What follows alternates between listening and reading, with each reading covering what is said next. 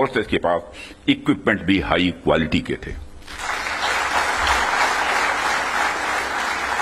ऐसे में इस क्वालिटी कॉन्क्लेव को मैं बड़े महत्वपूर्ण कॉन्क्लेव के रूप में देखता हूं। मैं इस आयोजन के लिए डिपार्टमेंट ऑफ डिफेंस प्रोडक्शन और इनके secretary defence production Shri Sanjeev Kumar को भी हार्दिक बधाई देता हूं और क्वालिटी एश्योरेंस ऑर्गेनाइजेशंस को भी मैं बधाई देता हूं। साथियों, अभी मैं इस कॉन्क्लेव की थीम देख रहा था, fast tracking of quality assurance through integrated approach and technology enabled processes. आपकी यह थीम मुझे बेहद अच्छी ही नहीं लगी, बल्कि दिलचस्प भी लगी, इंटरेस्टिंग लगी। वैसे भी पूरी दुनिया में इसमें बड़ी तेजी से डिसरप्टिव चेंजेस हो रहे हैं और खासकर डिफेंस सेक्टर में तो लगातार नए नए ट्रांसफॉर्मेशंस ये देखने को मिल रहे हैं। ऐसे में क्वालिटी असेसमेंट को फास्ट ट्रैक करना न सिर्फ रेलेवेंट है, बल्कि मैं समझता हूं यह समय की मांग है। उन चेंजेस को देखते हुए यह थीम अपने आप में बहुत ही रेलेवेंट हो जाती है। इतनी इंटरेस्टिंग और रेलेवेंट थीम रखने के लिए भी मैं आप सबको बधाई देता हूं। साथियों, अक्सर मुझे आर्म फोर्सेस के अलग अलग कार्यक्रमों में प्रायः जाने का अवसर मिलता है। रिसर्च एंड डेवलपमेंट ऑर्गेनाइजेशंस के इवेंट्स में जाने का भी अवसर मिलता रहता है। प्राइवेट सेक्टर द्वारा आयोजित कार्यक्रमों में भी मैं प्रायः जाता ही रहता हूं, परंतु आज का यह जो मंच है यह अपने आप में बड़ा अलग है और एक विशिष्ट मंच है। मैं ये देख रहा हूं कि यहां कई सारे लोग हैं जो अलग अलग फील्ड्स में महारत जिन्होंने हासिल की है, महारथी बैठे हैं यहां। इसलिए मुझे लगता है कि आज की हमारी बातचीत भी कई मायनों में विशेष होने वाली है। साथियों, इस क्वालिटी कॉन्क्लेव की महत्ता और आवश्यकता पर तो मैं आगे चर्चा करूंगा ही, परंतु पहले मैं आपको कुछ ऐसे बिंदुओं से, कुछ ऐसे पॉइंट से अवगत कराना चाहूंगा जो हमारी सरकार की प्रायोरिटीज से जुड़े हुए हैं। 2014 में माननीय प्रधानमंत्री जी के नेतृत्व में हमारी सरकार आने के बाद प्रधानमंत्री जी ने हमें एक अत्यंत महत्वपूर्ण सूत्र प्रदान किया। उन्होंने शुरुआत में ही डिफेंस प्रोडक्शन सेक्टर के एम्पावरमेंट पर विशेष बल दिया। उन्होंने जो सूत्र दिया उसके पीछे की फिलॉसफी थी डिफेंस सॉवरेंटी। डिफेंस सॉवरेंटी का मतलब कि जब तक कोई देश अपनी डिफेंस नीड्स में कैपेबल तथा सेल्फ रिलायंट नहीं होता, तब तक उसकी आजादी पूरी तरह से नहीं मानी जा सकती। जब तक हम अपनी सुरक्षा के लिए इंपोर्ट पर डिपेंडेंट रहेंगे, तब तक कहीं न कहीं हमारी आत्मशक्ति में अधूरापन रहेगा। ये अगर हम अपने हथियार और रक्षा उपकरण विदेशों से खरीदते हैं तो इसका मतलब है कि हम अपनी सुरक्षा को आउटसोर्स कर रहे हैं और उसे किसी और के भरोसे छोड़ रहे हैं। यह बात लॉन्ग रन में सही नहीं हो सकती। हमारी सरकार ने इस विषय पर गंभीरता से सोचा और आत्मनिर्भरता हासिल करने का निर्णायक कदम भी उठाया है। आप सब तो जानते ही हैं कि देश में पहले से ही ऑर्डिनेंस फैक्ट्रीज का एक इंडिजिनस सिस्टम रहा है और इन फैक्ट्रीज ने एक समय पर बेहतरीन काम किया और देश की सुरक्षा जरूरतों को पूरा करने में बहुत ही अहम भूमिका निभाई भी है। इनके अलावा हमारे पास डिफेंस पीएसयूज का भी एक मजबूत इकोसिस्टम पहले से ही है। हमारी सरकार ने डिफेंस प्रोडक्शन में क्वालिटी और क्वांटिटी दोनों पर समान रूप से बल दिया है। इसी दिशा में कई क्रांतिकारी कदम उठाए गए, जिनमें से कुछ महत्वपूर्ण कदमों का उल्लेख मैं यहां करना चाहूंगा। ऑर्डिनेंस फैक्ट्रीज का कॉर्पोरेटाइजेशन उनमें से एक अत्यंत महत्वपूर्ण कदम रहा है, जिसे हमने इंश्योर किया ताकि कम समय में ही डिफेंस प्रोडक्शन में व्यापक सुधार हो सके। यहां मैं जरूर बताना चाहूंगा कि ऑर्डिनेंस फैक्ट्रीज का कॉर्पोरेटाइजेशन हमारे लिए कोई बहुत सरल प्रक्रिया नहीं थी। इसमें अनेक जटिल प्रश्न थे और चैलेंजेज भी थे, परंतु हमने इसे इसलिए लागू किया क्योंकि यह एक अर्जेंट रिफॉर्म था।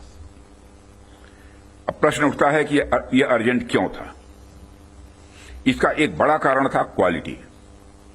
आप सभी स्पेशलिस्ट के समक्ष मैं यह कह सकता हूं कि सरकार ने क्वालिटी को अपना प्रायोरिटी रिफॉर्म एजेंडा बनाया है। हमने क्वालिटी इंप्रूवमेंट को ही टारगेट करते हुए ऑर्डिनेंस फैक्ट्रीज का कॉर्पोरेटाइजेशन किया।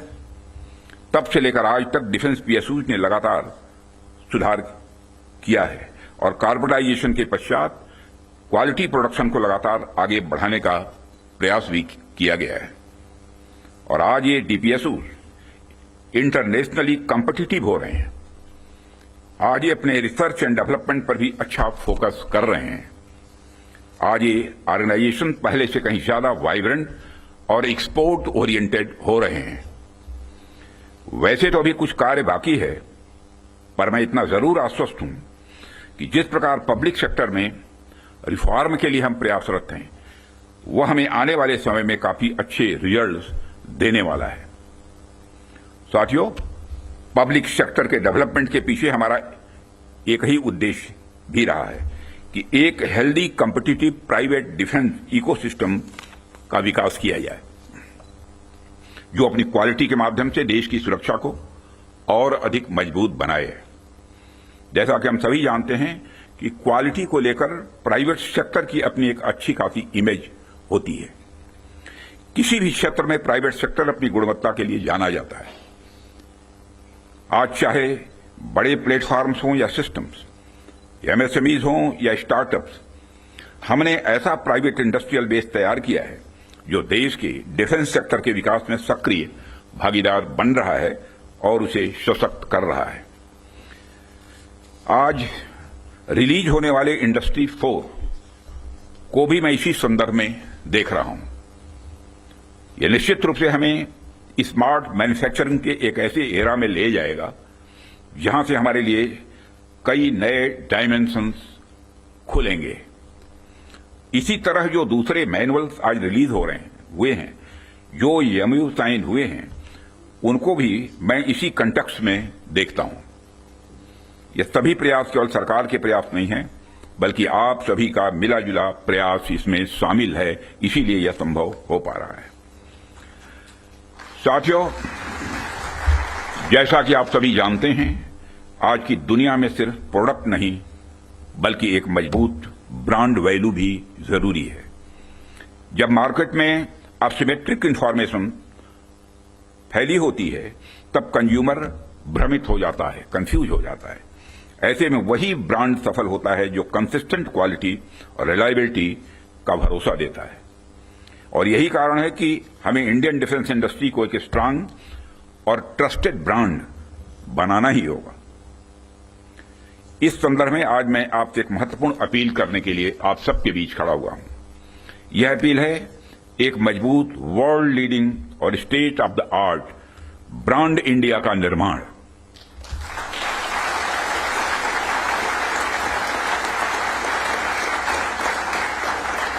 ताकि दुनिया की डिफेंस मार्केट में प्रोडक्ट्स को लेकर जब कंट्रीज के मन में डाउट हो तो वह ब्रांड इंडिया को चूज करे। Whenever in doubt, go for India।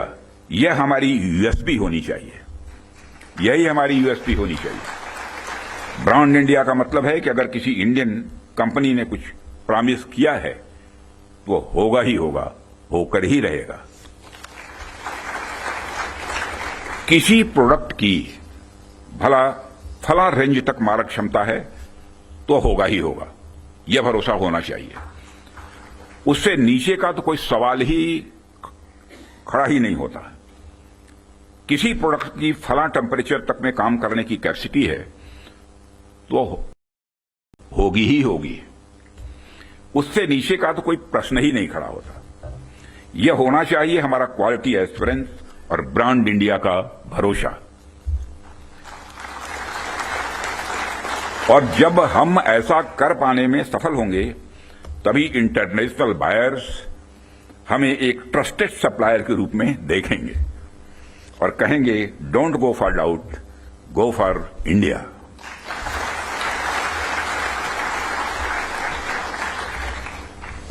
साथियों, मैं समझता हूं कि इस दिशा में प्रयास करने का यह सबसे उचित समय है, क्योंकि इस समय जो परिस्थितियां चल रही हैं उसे आप सब देख रहे हैं।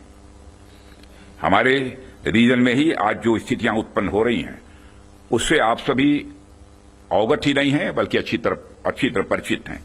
हमने हमेशा ही एक रिस्पांसिबल नेशन होने का रोल बड़े संयम से निभाया है, सदैव निभाया है।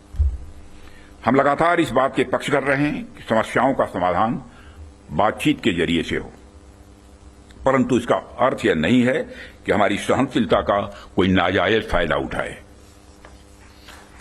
यदि कहीं कोई हमारे इस संयम का फायदा उठाने की कोशिश करता है तो उसे कल की तरह ही क्वालिटी कार्रवाई का सामना करने के लिए भी पूरी तरह से तैयार रहना होगा।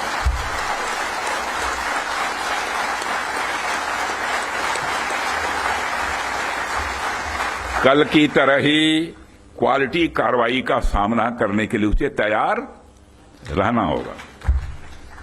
भारत की संप्रभुता की सुरक्षा में कोई भी हद हमारे लिए बाधा नहीं बनेगी, इसका मैं देशवासियों को भरोसा देता हूं। मित्रों,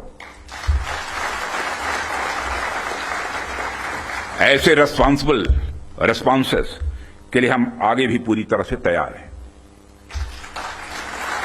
और यदि हमारी यह तैयारी बनी हुई है तो इसमें आपका एक बहुत बड़ा रोल है, बहुत ही महत्वपूर्ण रोल है। इसके लिए मैं आप सबको बधाई देना चाहता हूं, आप सबकी मैं सराहना करता हूं। भारत का यह expanding defence industrial universe, Bharat का यह expanding defence industrial universe Bharat को एक अभूतपूर्व संबल प्रदान कर रहा है। और इसी प्रकार अगर हम आज के ग्लोबल सिनेरियो पर नजर डालें तो ग्लोबल ऑर्डर में हमें बड़े बड़े चेंजेस देखने को मिल रहे हैं। हमारे सामने कई अनसर्टेन डायमेंशंस ओपन हो रहे हैं। यूरोप से लेकर एशिया तक हर जगह कॉन्फ्लिक्ट्स बढ़ते जा रहे हैं। Ukraine Russia conflict, Israel Palestine tension और मिडिल ईस्ट अनरेस्ट ने यह साबित कर दिया है कि ग्लोबल स्टेबिलिटी आज अपने आप में बहुत ही फ्रेजाइल है। अभी पिछले कुछ समय से हमें यूरोपियन यूनियन और नाटो के सिक्योरिटी सिनेरियो में भी काफी हद तक बदलाव देखने को मिल रहा है।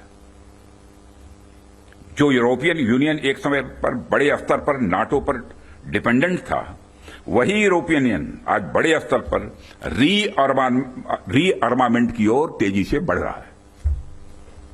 जाहिर सी बात है कि जब विकसित देश रीअर्मामेंट की तरफ बढ़ेंगे तो आर्म्स एंड इक्विपमेंट की डिमांड भी स्वाभाविक रूप से बढ़ेगी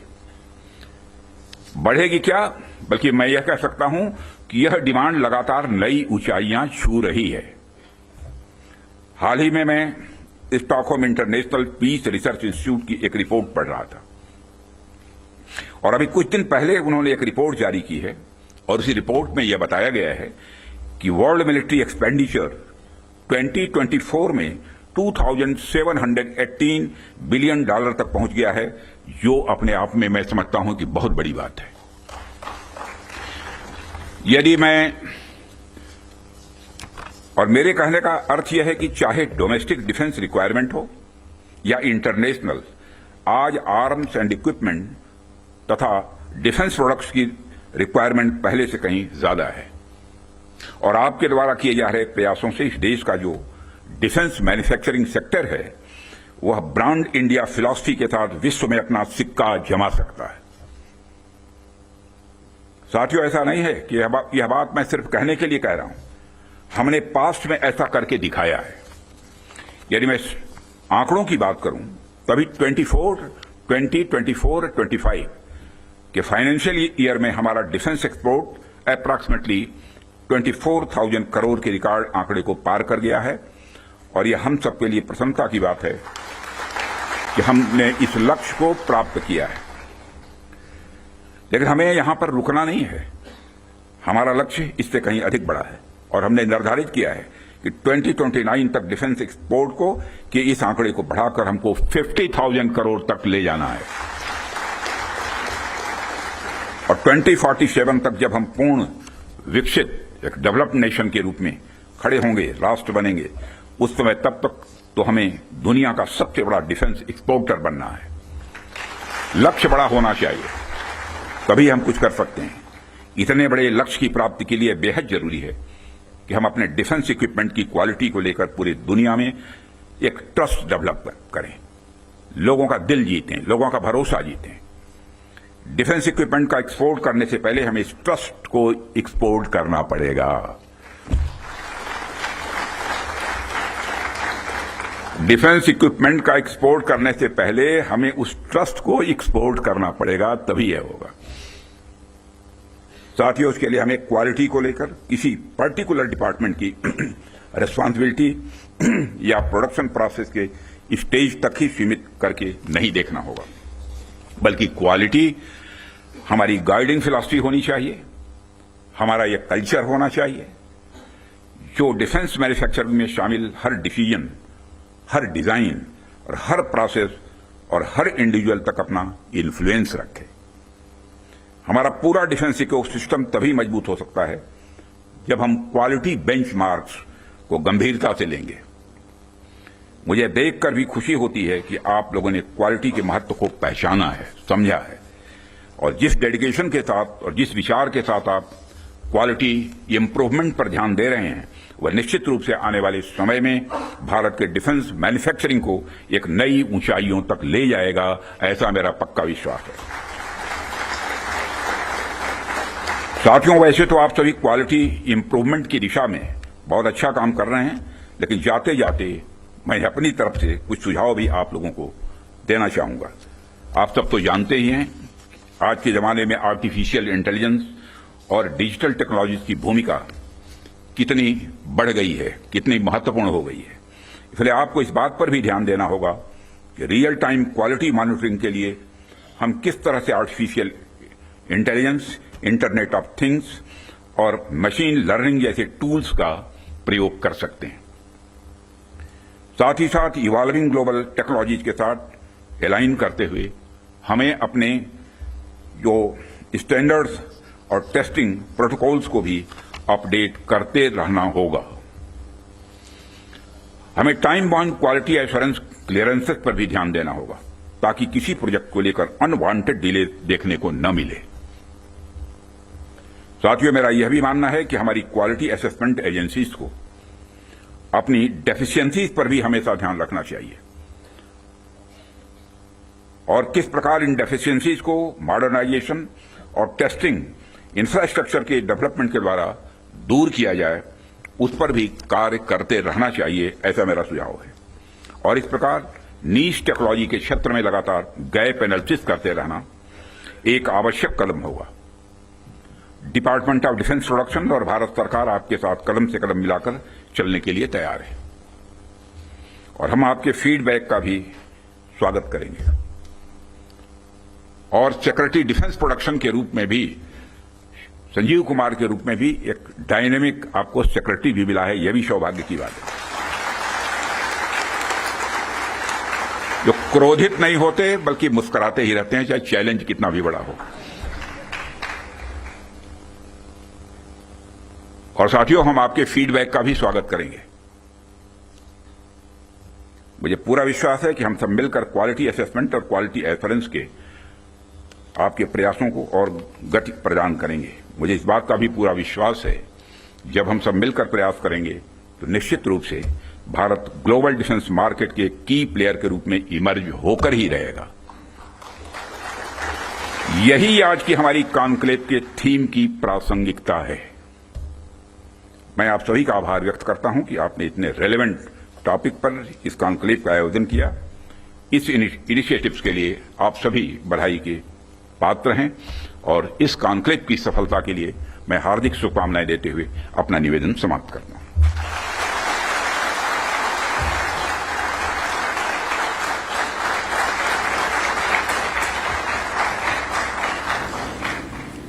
हम माननीय रक्षा मंत्री जी के Defense Minister Raksha Mantri Rajnath Singh there stating India is going to be emerging as a king of the defense manufacturer. He's also giving details about air and digital technology playing a very important role, saying India is a nation capable of highest defense exports. He's also said that the operation was carried out without harming any innocents and with minimum collateral damage when the 9 terror camps had been destroyed and a large number of terrorists had been killed. We're also getting some updates. Yes, big breaking news that's coming in, and we're going across to that. We're getting news that the Foreign Secretary briefing is going to be there at 5:30 p.m. today. The MEA briefing, Vikram Misri is going to be briefing the media at 5:30 p.m. The Foreign Secretary briefing is going to be there. And we're getting this big news, the Foreign Secretary briefing at 5:30 p.m. today, viewers. Today we've seen there have been more major developments in Operation Sindoor 2 as India strikes back. Operation Sindoor 2, where the army has come out with a statement that we've been focused, measured and non-escalatory in our response. The Foreign Secretary briefing is also possibly going to give out details at where all Pakistan tried to target us and how. Niranjan is also joining us now from the newsroom. Niranjan, this is massive because the Foreign Secretary briefing, as we've seen even yesterday, is going to be very concise about where Pakistan tried to hit us, where we've tried to hit back, what we've neutralized, and massively also about how India's integrated counter and India's air defense system has foiled several Pakistani attacks. Rhythm, when the news conference was held yesterday by the MOD, the Ministry of Defense and the Ministry of External Affairs, the joint briefing, when the Foreign Secretary was there and when India said in that briefing that we will respond if Pakistan tries any misadventure, that warning was given yesterday, Rhythm. Yes. And it was given not just by the MOD, by our forces as well. And despite that warning, saying that if there was any misadventure from Pakistan, today Pakistan has tried to strike 15 of our cities, and we have hit back, hitting their missile systems, hitting their defense systems. And today at 5:30, in a short while from now, we will have a detailed briefing on what we have done as a response to Pakistan. So in that briefing, Rhythm, we can expect more details. One, yes, of the kind of response we have given. Two, the response of India, especially after what we had said yesterday and had promised to respond to Pakistan. And thirdly, I'm just going to interrupt you for 1 minute. As we're now being told, as the Foreign Secretary's briefing is going to be there, I'm going to, as we continue to stay with that breaking news, go across to Air Marshal Sanjay Kapoor, who's now Air Marshal Sanjeev Kapoor, who's now joining us on this big breaking news. Air Marshal Sanjeev Kapoor, we've seen a statement come out from the army where they've today said that there were military targets that were taken in North and Western India by Pakistan. They want to be focused, measured and non-escalatory. In fact, they've also said the armed forces targeted air defense radars and a number of locations in Pakistan. Indian response has been in the same domain with the same intensity as Pakistan. It's been learned air defense system in Lahore has also been neutralized. Now, this is very clear, Air Marshal Sanjeev Kapoor, Air Marshal, that we have only tried to save ourselves. Our focus and our response has been focused, measured and non-escalatory. But I just want to read out one thing before I come across to you, which is coming right now. Yes, the MOD's response is also there. The Indian Armed Forces targeted air defense radars in various locations in Pakistan. Yes, absolutely. And to recall, last night Pakistan tried to attack most of our airfields along the northern and their eastern borders. These were 15 in number, and the shelling, the intensity and the caliber of the shells has also gone up. So I saw it on your channels. There's a large amount of collateral damage to the civilians, to certain gurudwaras, to certain other civilian population. So in retaliation of the escalatory steps which the Pakistani armed forces have taken, today our air defense system came into action. So we have a very potent S-400, that is the Russian Triumph air defense system. So that was put in use. So most of the attacks which the Pakistanis did last night were thwarted. Their air defense attacks all were nullified. And today we have taken out their air defense. The heart of Pakistan, that is the general headquarters at Rawalpindi, the Lahore, which is supposed to be the heart of the Pakistani ecosystem, because everything there is controlled by the Pakistani Punjabis, and their capital is Lahore, and in and around Lahore, everything is, just secure. So if we have taken out the Chinese HQ-9 air defense systems and nullified it across 15 places in Pakistan, Yes. that indicates our, and we have physically not crossed. See, mind you, till now, the aeroplanes have not physically gone across the IB. So our drones itself have gone and taken out these targets. And this is a great step, because now their air defense system is in array, and this gives us the pockets to Yes. enter and strike at will wheresoever we wish to. I want Air Marshal, please stay on with us. I also want to go across to Major Samarpal Tur. Like Air Marshal is telling us, Major Samarpal Tur, India has left Lahore's defenseless, hitting China-made missile shield. Now, what is HQ-9 or HQ-9P? This is the mainstay of Pakistan's layered air defense system. China relies on its HQ-9 when it comes to land-based integrated air defense system, but it's been completely smashed, whether it's been in Ghotki, Sialkot, but this time in Lahore, Major Samarpal Tur, it's been taken out by India. You see, Rhythm, these are all tactical locations of the Pakistan military. And these are basically the proximity of the terror hubs are almost within the 5-kilometer vicinity of these Pakistani military installations. And, a clear-cut message has been given by carrying out pinpoint precision guided strikes, which is a clear-cut message that India does not want an escalation in this. We are just giving a message to the point by striking and, taking out the terrorists and their camps. And if Pakistan military is, going to back this up, the terrorists up by, carrying out reciprocatory strikes at us, well, it is only going to make matters worse. So, today being the third day of the strikes and the last night what Pakistan has done. So you see now with their air radar systems taken out, their vulnerability has increased. So let's see by today what is the response. In case they want to mellow it down and they want to reduce the tensions, they should be mature in their approach. Probably that is going to be helpful for us and for the Southeast Asia and the peace in the region.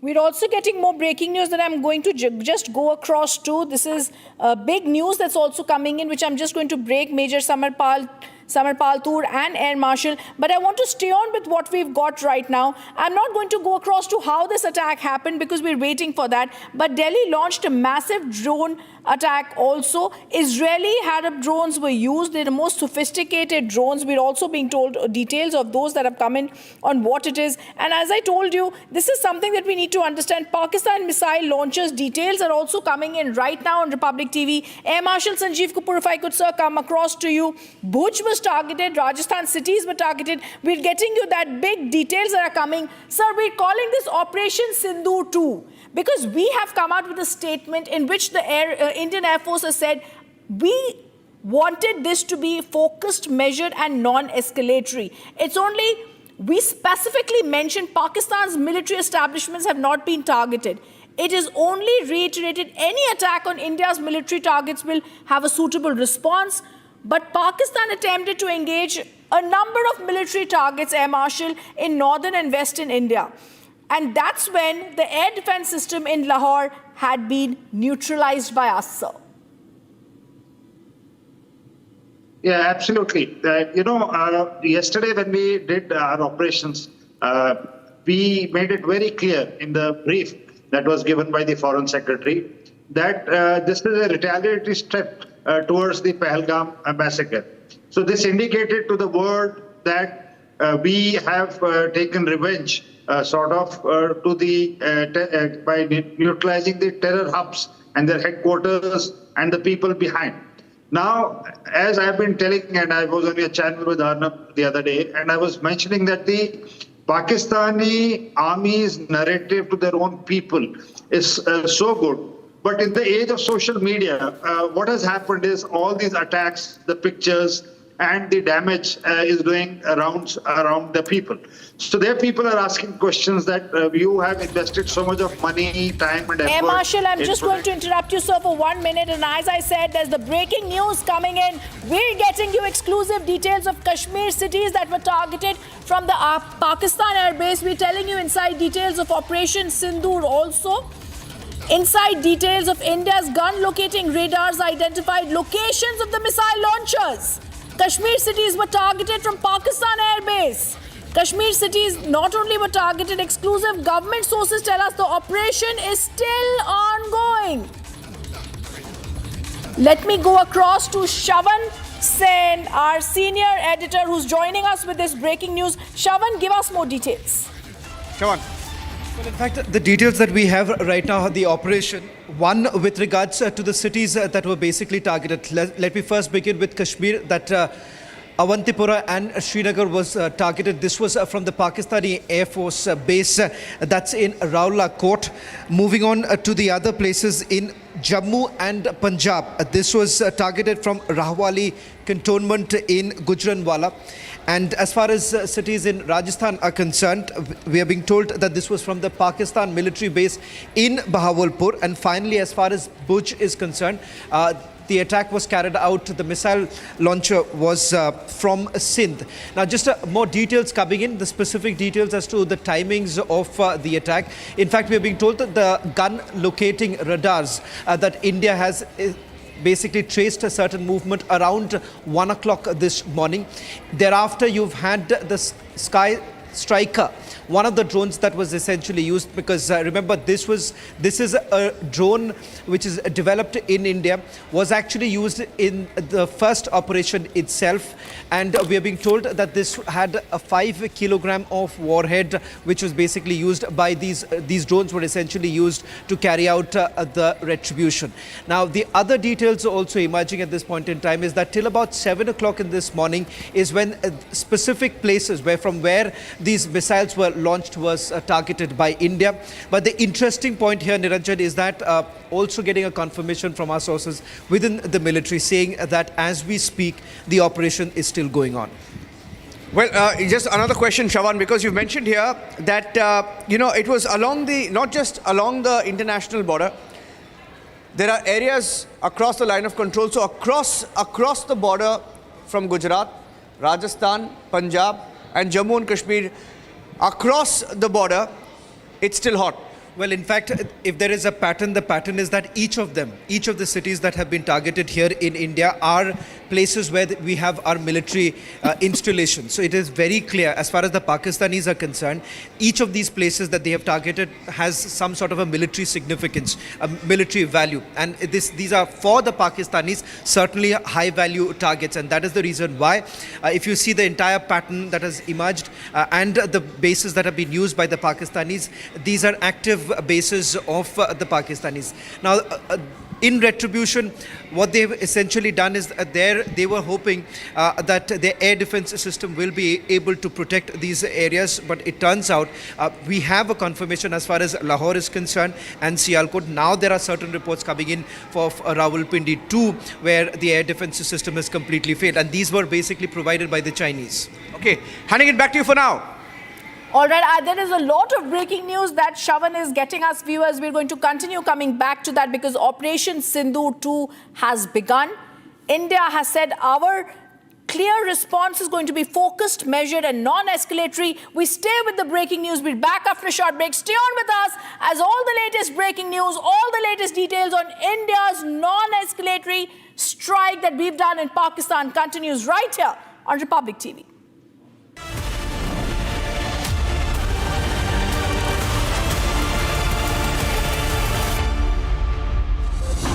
Summer is here. Is your home ready for the heat? Keep your roof cool and your home comfortable all summer with Roof Cool and Seal.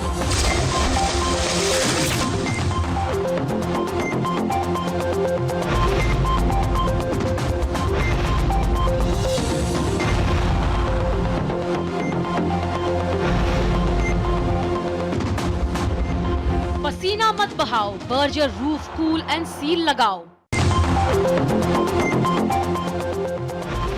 Mahi sir, how much do you love your fans? Honestly, I love my new fans. पुराने वाले बेकार में शोर करते Sir, fans हैं, शोर तो करेंगे ही ना? नए वाले नहीं करते. And they listen to what I say. The new generation Orient BLDC fans. Super silent performance with voice control. Silly me आए तो और Cricket fans. ये है सीक्रेट रेसिपी MDH का जीरा सिप जल जीरा मसाला. सिप सिप जीरा सिप MDH का जल जीरा सिप MDH का जल जीरा सिप.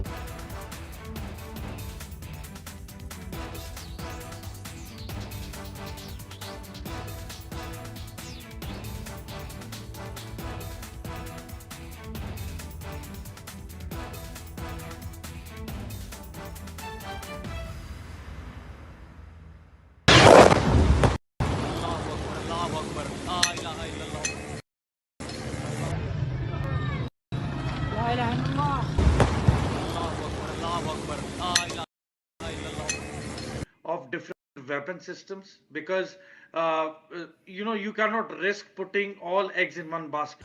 ये मस्जिद तैयबा उमरकरा के अंदर ये नुकसान है. Not risk putting all eggs in one basket.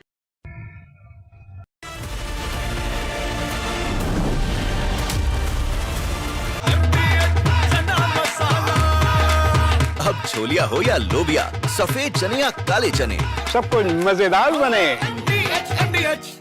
Pakistani और इंडियन जंग शुरू कर दी है. अभी मेरे बहावलपुर सिटी के अंदर मौलाना मसूद अजहर साहब के जो है मदरसा है उसके ऊपर 4 मिसाइल दागे गए हैं. 4 मिसाइलों के साथ हमला किया गया है मौलाना मसूद अजहर साहब के मदरसे के ऊपर. हम अपनी अफवाज पाकिस्तान के साथ खड़े हैं, लेकिन मेरा सवाल है कि हमारी एजेंसीज कहाँ सोई हुई थी, हमारी अफवाज पाकिस्तान कहाँ सोई हुई थी जब ये हमला हुआ. मुजफ्फराबाद की भी खबर आ रही है कि मुजफ्फराबाद वाली साइड भी अटैक हुआ है, लेकिन सबसे पहले मेरे बहावलपुर सिटी के अंदर अटैक हुआ है ब्लास्टिक मिसाइल के साथ. उन्होंने हमला किया है मौलाना मसूद अजहर साहब के मदरसे के ऊपर 4 मिसाइल मारे गए हैं.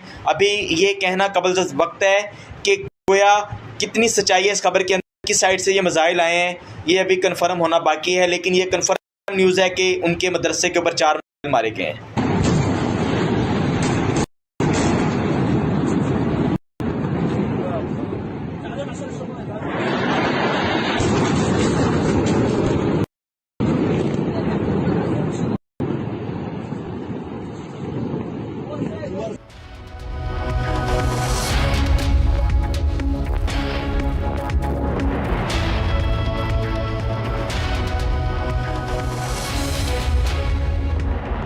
इसको घर पे लगाओगे तो शादी का तो पता नहीं, पर घर पक्का नहीं टूटेगा.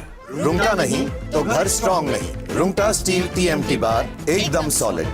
पहाड़ों में एक हाइकिंग स्टिक भी बन सकती है. आधे बाउल दही में 4 चम्मच MDH चटनी पुदीना मसाला डाला. स्टर करो, पुदीना चटनी तैयार. MDH चटनी पुदीना मसाला. MDH.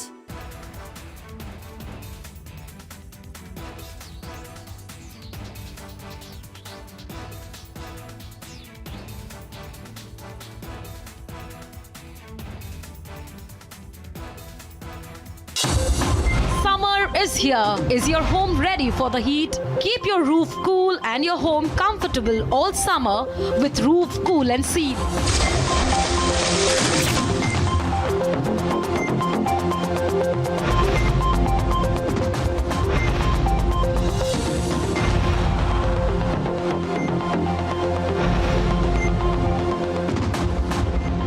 पसीना मत बहाओ, Berger roof cool and seal लगाओ.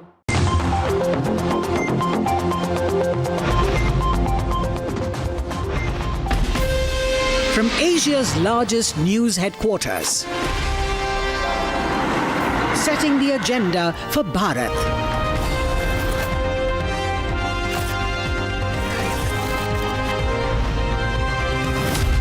You're watching Republic.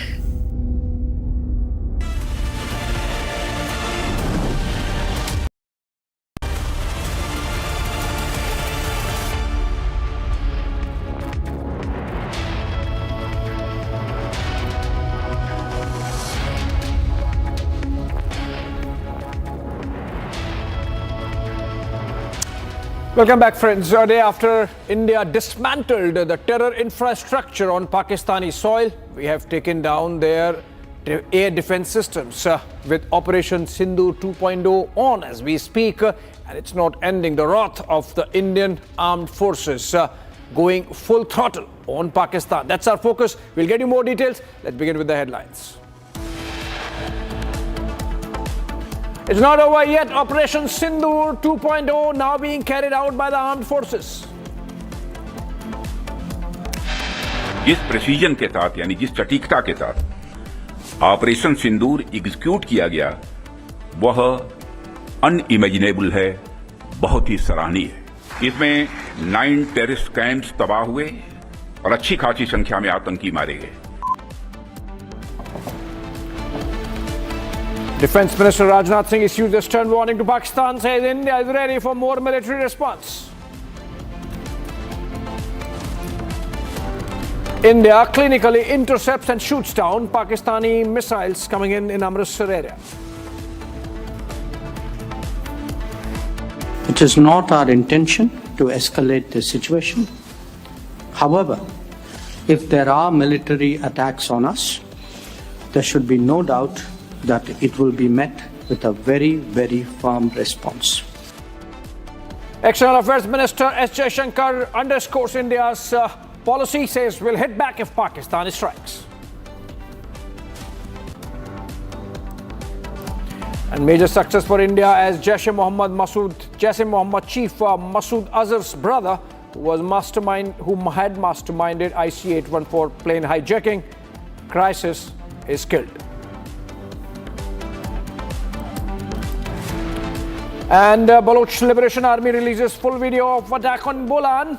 14 Pakistani soldiers killed.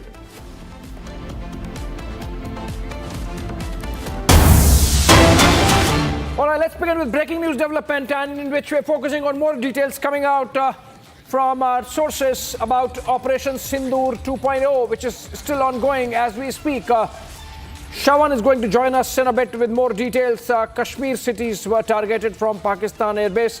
Exclusive, we have sources telling us that the operation is still going on and India has neutralized one air defense system in Lahore and other places. We have taken down all the facilities that were being used to target Indian cities with the aid of drones. A massive drone strike was planned by Pakistan, which has been foiled by India's air defense and the missile defense systems. And the unified command that monitors and is tasked with neutralizing any alien flying objects coming into India. Shawan, if you have joined us, can you share more details? What's this about? Is this part of Operation Sindoor 2.0? Is it ongoing? And what are the details? How did we neutralize Pakistani misadventure using drones a day after India carried out those strikes on 9 terror factories inside Pakistan? Well, in fact, Abhishek, when I was just getting these details of from where these missiles were launched, I did ask multiple sources, and they say that as we speak, quote unquote, as we speak, the operation is still underway. Now, what do you really make of it? Does it mean that there is something that is brewing? Because there have been certain movements coming in from the Pakistani side, which has now been intercepted by our military. In fact, the details that we have as to what really happened, the misadventure on the Pakistani side, which was intercepted late last night, in fact, around 1 o'clock, is when we are being told that the gun locating radars were basically identified the location of the missile launchers. Now, as far as these missile launches are concerned, where did it come from and how did it target? We are being told that the Kashmir cities, the cities in Kashmir, that's Awantipura as well as Srinagar, they were basically targeted from the Pakistani air base in Rawalpindi. As far as Jammu and Punjab cities are concerned, they had launched the missiles from the Rawali cantonment in Gujranwala. As far as Rajasthan cities are concerned, they were basically targeted from the Pak military base in Rawalpindi, and Bhuj was basically targeted from the Pakistani base in Sindh. Now, I haven't got the specific details of which military base was actually used as far as targeting of Bhuj is concerned, but all of this basically happened around 1 o'clock is when the gun locating radars basically saw some sort of a movement, and thereafter the drones were used. Now, I'm being given to understand, Abhishek, that as far as Operation Sindoor is concerned, they basically used the Indian-made drones, that is the Sky Trainer.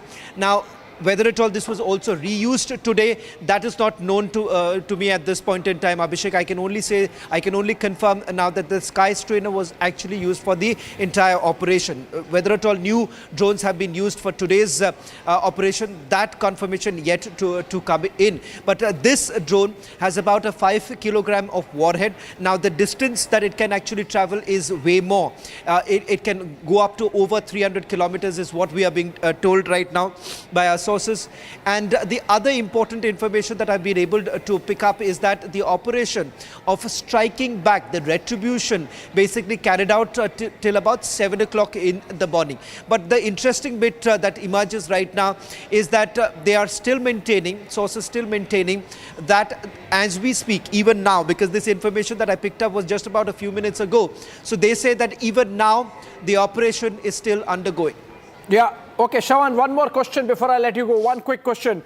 What is the estimate of how many drones Pakistan would have used or could have used for this massive strike they planned, which of course was foiled and has failed? And in fact, India has inflicted a tremendous amount of damage to their air defense system in return. How many drones would the Pakistanis have thought that they could use to inflict some damage on India in which they failed? Well, in fact, this is the question of how many missiles that were basically launched. I did actually ask my source. In fact, they are saying that they're not going to reveal it at this point in time. So I do not have the answer to your question right now, Abhishek, as to how many missiles have been launched by the Pakistanis. All that I've been able to confirm is from which bases have they launched the missiles and how this was basically intercepted by our air defense system. And of course, thereafterwards, the retribution. These are the details that we have, but the rough estimate can easily go up.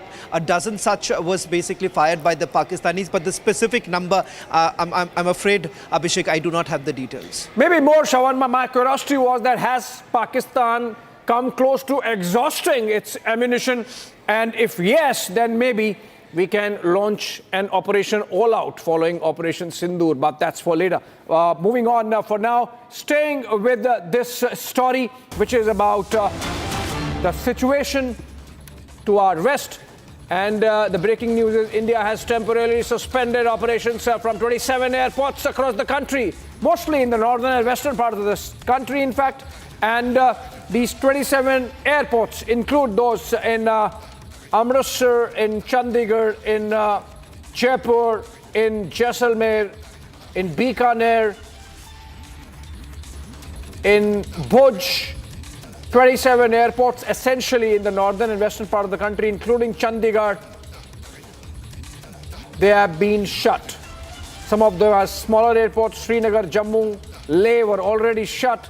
And the list essentially getting longer, with the Ministry of Civil Aviation deciding that given the operational readiness requirements of Indian Armed Forces and the fact that the situation on the border remains fluid, with India carrying out its Operation Sindoor 2.0, we need to keep those airports out of bounds for civilian traffic, just for the safety also of civilian passengers and of course for our military requirements as well. That's a breaking news development coming in. We have another breaking news development coming in. Let's keep it fast. Let's keep moving. And another one is that in Balochistan, all right, we have pictures coming in from Balochistan where people are so happy and excited and gung-ho that India has acted and inflicted costs on Pakistani terror, that the Balochi insurgents, the Balochi rebels, they have come out and removed Pakistani flags and put on Baloch national flags. These are pictures coming in from some parts of Balochistan released by BLA, the Baloch Liberation Army. Remember, they have been at the forefront of fighting against the Pakistani state for Balochi independence for decades. And in fact, they had a role to play. They own responsibility for carrying out the hijack of Jafar Express a couple of months back in Pakistan. And now they are hoisting Baloch flags atop public buildings. Okay. A massive blow to Pakistan's security forces. A deadly IED blast in Balochistan's Bolan region has left 14 soldiers neutralized. This happened yesterday, but again, since we are on Balochistan, this is another story. Take a look at the details.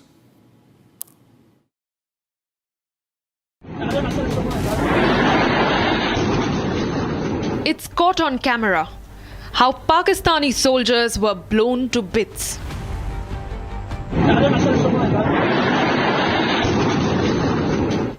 The Balochistan Liberation Army has released a 5-minute video that captures the targeted attack on Munir Army personnel. The clip first captures 12 Pakistani Army officials conducting drills for route clearance. And minutes later, a white van carrying the soldiers are blown apart in a massive IED explosion in the Machkund area of Bolan. The Bolan blast is the latest in a spate of targeted attacks carried out by the BLA against Pakistan's forces. Pakistan is grappling with rising internal turmoil, with the Baloch Liberation Army seeking freedom. And the uprising is such that the BLA rebels are up in arms against the Shehbaz Sharif government. 22 Pakistani soldiers were killed in Turbat after a face-off with the BLA. 4 guards of the former Home Minister of Balochistan, who the BLA claims has now turned into a proxy for Islamabad, were gunned down. And back in March, the BLA hijacked the Jafar Express passenger train, killing 60+ Pakistani soldiers and taking 300 others into hostage. The BLA-Pakistan tensions escalate at a time when Islamabad is attempting to come to terms with India's payback for the Pahalgam terror attack. And with a rising crisis at its western border, Pakistan has completely lost the plot. All right, another breaking news development. The Ministry of External Affairs is to brief media on Operation Sindoor 2.0 at 5:30 p.m. In fact, the operation is ongoing and there is going to be another round of briefing. In fact, this is the big one with Foreign Secretary Vikram Misri accompanied by Colonel Sophia Qureshi of the Indian Army and Wing Commander Vyomika Singh of the Indian Air Force to brief media on Operation Sindoor 2.0, which has been going on for the last 24 hours, went overnight, and we had a statement from the Ministry of Defence saying that India had to respond as its right of defence since Pakistan tried to target military installations across 15 cities from north of India in Jammu and Kashmir to Gujarat, where Bhuj and Nal were targeted. The Nalia Air Base were targeted. And now we are going to have this briefing in just about 15 minutes from now. Foreign Secretary Vikram Misri and from the Indian Army, Colonel Sophia Qureshi to brief media about Operation Sindoor 2.0, which means things are building up and it's not dying anytime soon. We have heard that the operation is ongoing. Defense Minister Rajnath Singh briefed the opposition and said that the operation is still going on. More breaking news coming in because Pakistanis are scared. Some of them are crying. Now, sirens going off in Sialkot, and these are air sirens going off in Lahore, in Sialkot, in many other towns of Pakistan. And this really shows the jitteriness.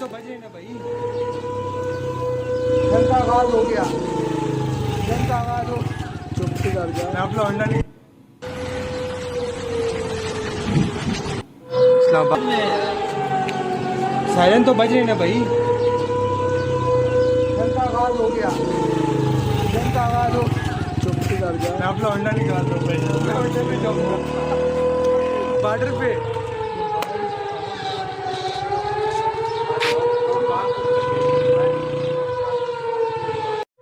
Islamabad के मुख्तलिफ इलाकों में। Siren तो बज रहे ना भाई। जंग का आगाज हो गया, जंग का आगाज हो। चुप से कर जा।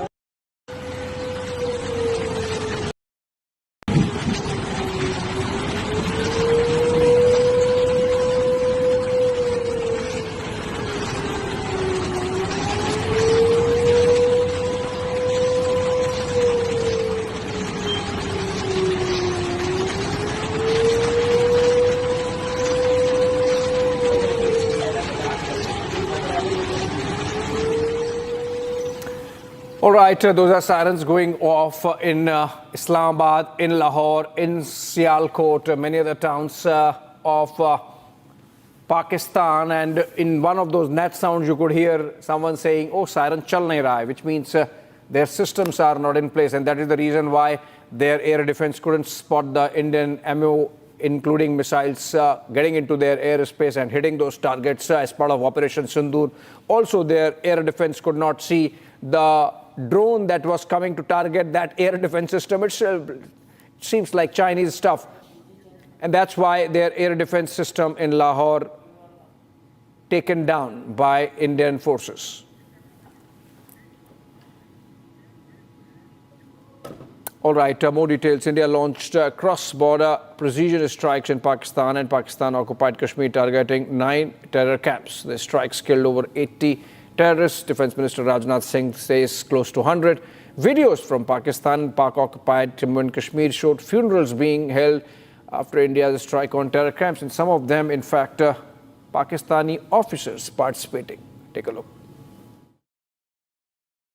ये मुल्क पूरे का पूरा फौज है और सारा मुल्क फौज के साथ है इंशाअल्लाह ताला, और ये शोहदा का इंतकाम भी होगा। तुमने निहत्थे लोगों पे हमला किया है, तुमने अल्लाह के घरों पे हमला किया है, ये बच्चों में ठीक है वो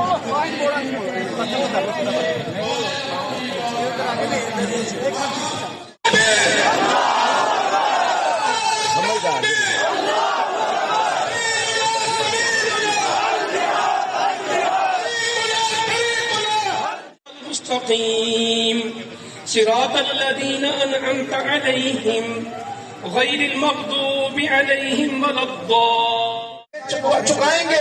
ये मुल्क पूरे का पूरा फौज है और सारा मुल्क फौज के साथ है इंशाअल्लाह ताला, और ये शोहदा का इंतकाम भी होगा।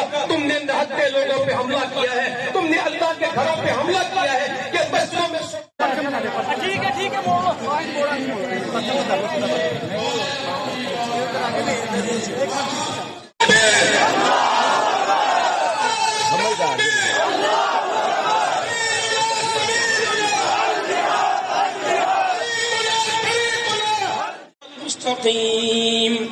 صراط الذين أنعمت عليهم غير المغضوب عليهم ولا الضالين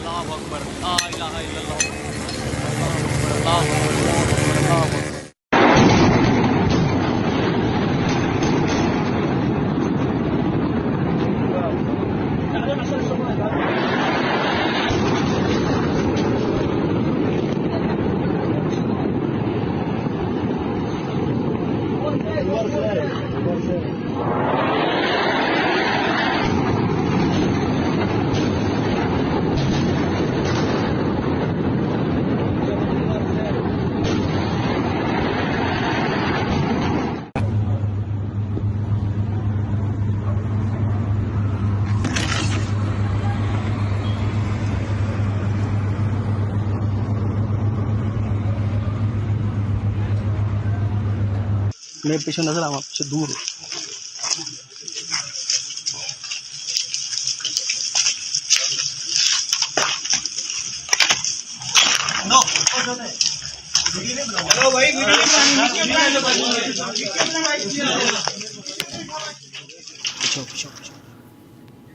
Right, in a massive blow to Pakistani army's reputation, or whatever remains of it, the Baloch insurgents have carried out a targeted attack using an IED, drone-based IED, killing 14 of Pakistani army soldiers. We have more. These are pictures of Pakistani missile intercepted by India. And this happened last night. Pakistan launched a coordinated attack with drones and missiles. All of their projectiles were neutralized by Indian Army and Indian Air Force. And these are different pictures. These are of the Baloch insurgents killing the Pakistani soldiers. Look at these pictures. These are pictures released by the Baloch insurgents, where they have targeted a Pakistani army convoy, one vehicle there carrying 14 soldiers, all of them killed and blown to pieces. Look at this. This is. Let's listen to those nats.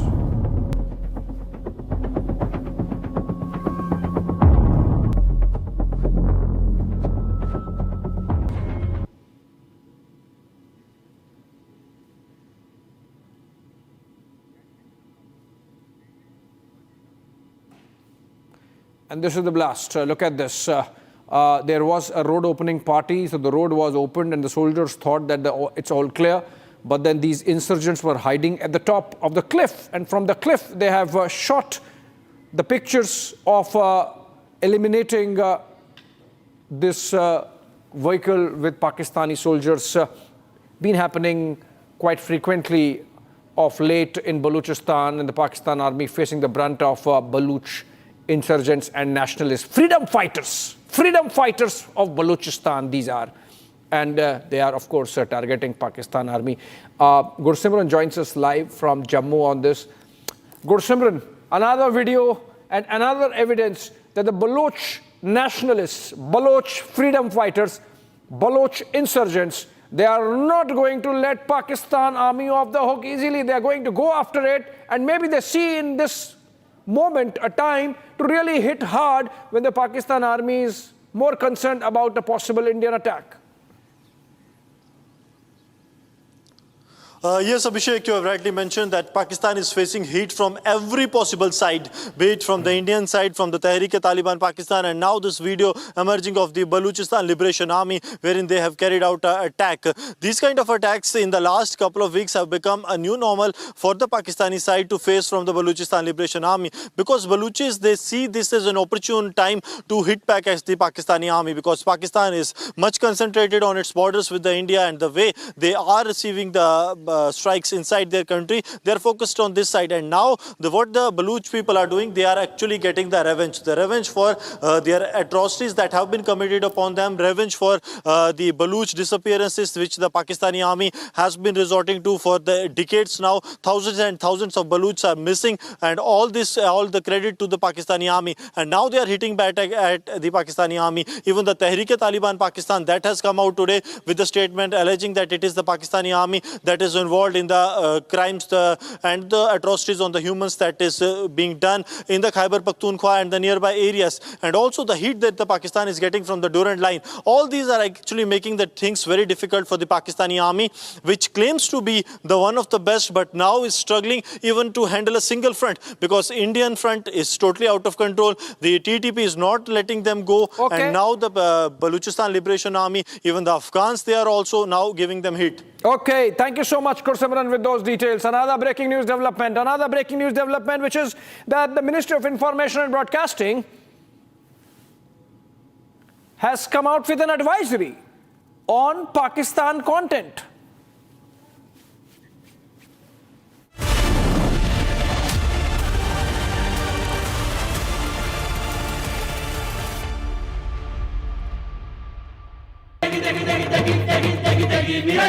MDH की देगी मिर्च का तड़का, अंग अंग फड़का। MDH की देगी मिर्च।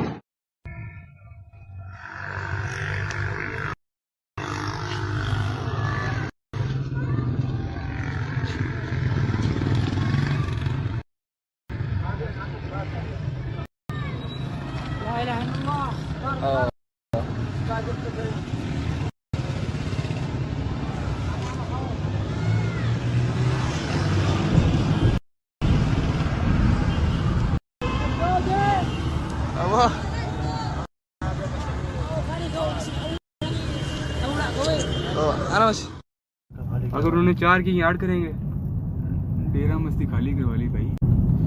हाँ देखना वहां करिए वहां से। अभी वीडियो कैच होगी? नहीं होगी।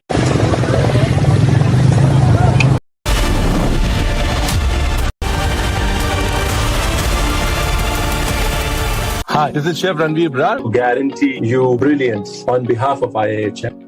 दादी के हाथों का जादू और खुशबू से महकता घर, माँ की मुस्कुराहट और खाने की सुगंध। MDH गरम मसाला, क्योंकि हर रिश्ता है स्वाद से जुड़ा।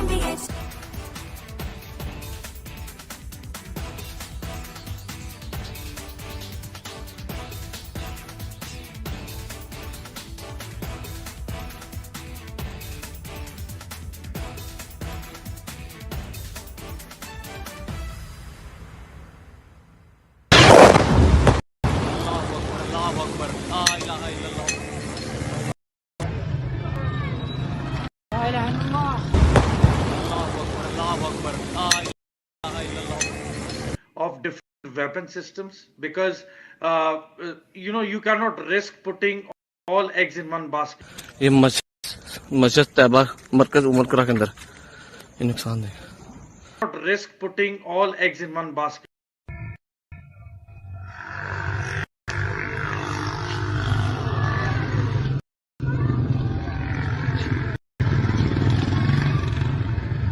Not risk putting all eggs in one basket. Men here These and are most some of the visuals civilians I can see.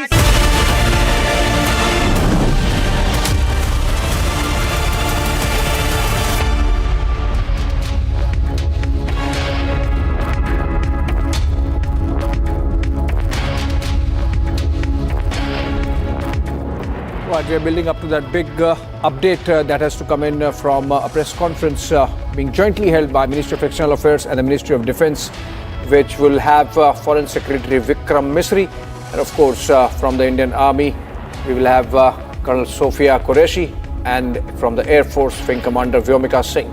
We will be holding the press conference updating us on Operation Sindoor and whatever has happened in the last 24 hours. We'll cut live to it the moment it happens. Till then, let me get you the headlines.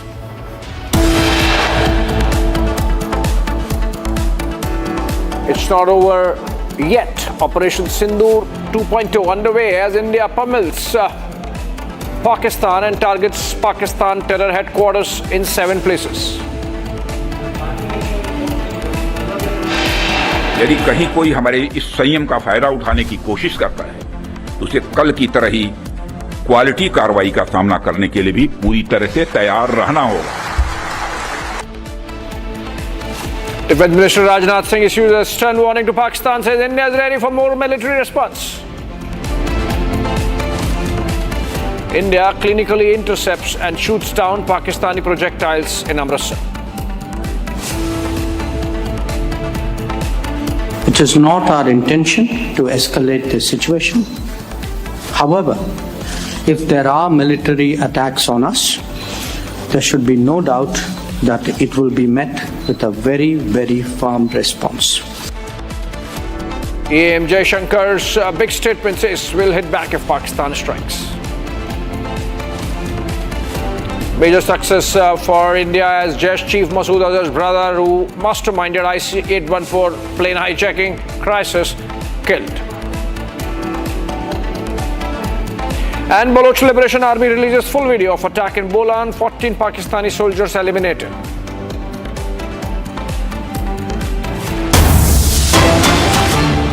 Okay, another breaking news to begin with. In the interest of national security, all OTT platforms, media streaming platforms and intermediaries operating in India are advised to discontinue the web series, films, songs, podcasts and other streaming media content, whether made available on a subscription basis, model or otherwise, which has its origins in Pakistan. Pakistan origin content to be banished from platforms in India.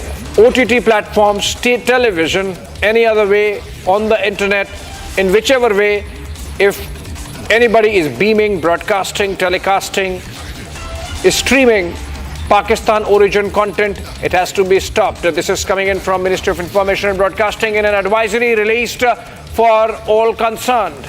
Essentially, India continuing to tighten the noose around Pakistani state and Pakistani society. There cannot be any business as usual at any level, and that's why this advisory.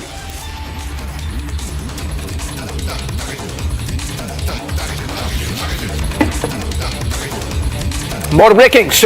We have Pakistan in dire straits. We have countries issuing advisories not to travel in many parts of Pakistan, including in Lahore. I mean, can you imagine Punjab, capital Lahore? And more breaking news development coming in this time. Details of Operation Sindoor. Exclusive, how India intercepted the Pakistani missile that happened in Punjab yesterday. Of course, it was not one. It was a three-layer defense system, HQ-19, which was destroyed. So we took down the missile that came from the Pakistani side, and then we went in right inside Pakistan and demolished, completely destroyed the air defense system at Lahore airport. Something which has been accepted by DGISPR, Pakistan Army's Information and Propaganda Wing, which means they couldn't just deny it. India intercepting Pakistani missiles, India hitting at their air defense systems, and of course succeeding in taking down their three-layer defense system of HQ-19 destroyed. India has breached Pak jammers and long-range missiles in doing so. And that's a big one. I think, Shawan, this is a damning information for the Pakistani generals. This is great news for India's offensive defense capability in terms of not only preventing any Pakistani missiles from coming into India, but then taking the battle right into their camp, destroying their defense systems. Well, in fact, this basically leaves several of the cities in Pakistan completely vulnerable, because you're looking at least 3 layers. So each of these layers basically covers a particular distance. And what we are being told that it has been completely demolished, which essentially means that any of the cities closer to these air defense systems are now completely vulnerable. If at all, India basically hits back again. The second important point to point out here is that soon after the gun locating radars basically found out from the places where these missiles were actually launched, you've had the drones being launched by India. And what we are being told is that the Pakistani air defense system could not really intercept any of it. The long range missiles that were basically used by the Pakistanis also completely failed, because moment after when you've had the Pakistanis trying to retaliate, you've essentially seen that the drones had already struck those very places. And that is the reason why we are being given to understand that the air defense system, the long-range missiles and the jammers that were essentially put by the Pakistanis had completely failed.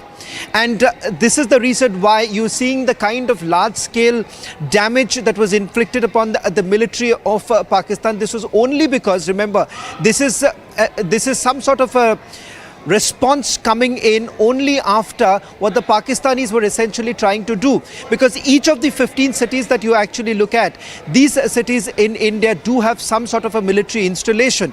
And what the Pakistanis essentially wanted to do is that across the international border and the line of control, they essentially wanted to target the military bases. For instance, take a look at what happened in Kashmir. The 2 cities that you're talking about, one is Awantipura and the other is Srinagar. Both the places have a military base. If you look at Jammu and the fact that you have the Pathankot air base that was being targeted, and that was being targeted from the Rawalpindi cantonment. Now each of these places down to Rajasthan too, there too you have our military bases that were being targeted, and finally of course in Bhuj. So all of it, remember, there is a clear pattern that has essentially emerged. I also All right, the three-layer defense system of HQ-19 that was targeted. Shravan, you've also got more details of the breaking news that's coming in from you, in which you've said India's the Kashmir cities were targeted, Jammu and Punjab cities were targeted from Rawal cantonment in Gujranwala, Rajasthan cities were targeted. So you're giving us details about from which Pakistan military bases, Shravan, this attack took place on Indian cities, and Indian gun radars located the missile launchers extremely successfully. Sky strikers with 5 kg warheads were used in the operation. Give us more details, Shravan, as to why you're saying that the operation is still ongoing, as we're continuing to say Operation Sindoor 2. Sky striker was also used in this operation, Shravan. Well, in fact, Rhythm, first let me answer the question as to why am I saying that the operation is still undergoing. In fact, when I spoke to my source getting the details of this entire operation, he essentially said that even as we speak right now, the operation is ongoing. So we do not know as to what has the armed forces achieved right now in the last few hours, because as far as Operation Sindoor 2 is concerned, the first detection took place around about 1 o'clock. And the interception, after the interception actually took place, India thereafter decided to escalate the matter. That was some sort of a retaliation. And the retaliation basically continued till about 7 o'clock. Now, how does that really happen? Once you have these gun locating radars, they basically identify the source of the missile launchers, which basically enables India to basically find out from where the missiles were launched. Then thereafter, immediately the decision was essentially taken to basically target those very places. Now, that's the latest detail now coming in, Rhythm. Just want you to stay with us. There's more breaking news that's coming in right now. World Bank President Ajay Banga, Prime Minister Modi. The World Bank President has met Prime Minister amid India-Pakistan tensions. This is something that we have to watch out for. World Bank Group President Ajay Banga had arrived earlier to meet Prime Minister Narendra Modi. The President of the World Bank had spoken earlier, we remember, on all the ways transformation in India had taken place, and now World Bank President Ajay Banga, who's an Indian, is now meeting President Narendra Modi. Extremely crucial, as the timing is very crucial, and we're seeing how he's meeting. There's more breaking news that's coming in. And the big breaking news that's coming in, Pakistan flag was brought down by the BLA rebels in Balochistan. This comes after the 12 Balochistan army soldiers were killed when their vehicle was hit by an IED in Balochistan. In an attack claimed by Balochistan Liberation Army, the blast killed 12 soldiers on board an army vehicle, including Special Operations Commander Tariq Imran and Subedar Uman Farooq. But we're getting to know the big breaking news that in the even as 14 Pak soldiers have been eliminated, Gursimran continues to be with us. Gursimran, back-to-back attacks on Pakistan forces. It's the Baloch uprising against Pakistan that's escalating. Anytime now, several cities have already fallen in the hands of Balochistan from Pakistan. It's clear that these rebels revolting against Pakistan want their land back. Give us more details.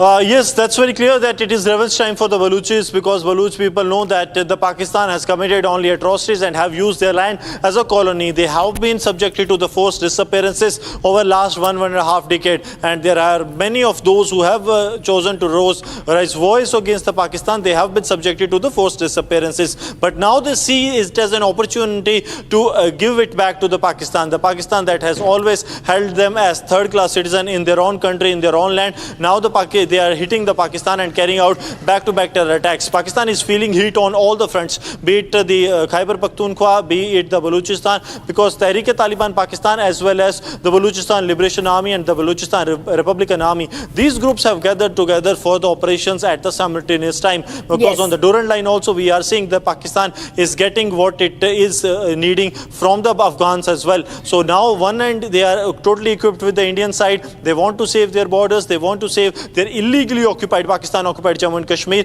and on the other hand, the Balochistan and the Khyber Pakhtunkhwa is slipping out of their hands, as here rebel groups have decided that they will be going full throttle war against Pakistan by targeting their security forces. So Pakistan is losing out its control in the Khyber Pakhtunkhwa as well as in the Balochistan, reason being that they do not have the local support. Okay, I am also going to tell you shortly the big MEA presser. This is big, and that's going to be coming. All right, this is big breaking news that's coming in. The MEA press conference is going to begin anytime soon. Shortly, the big MEA press conference, Foreign Secretary Vikram Misri is going to be present there. Colonel Sophia Qureshi, who was there yesterday, and Wing Commander Vyomika Singh also there.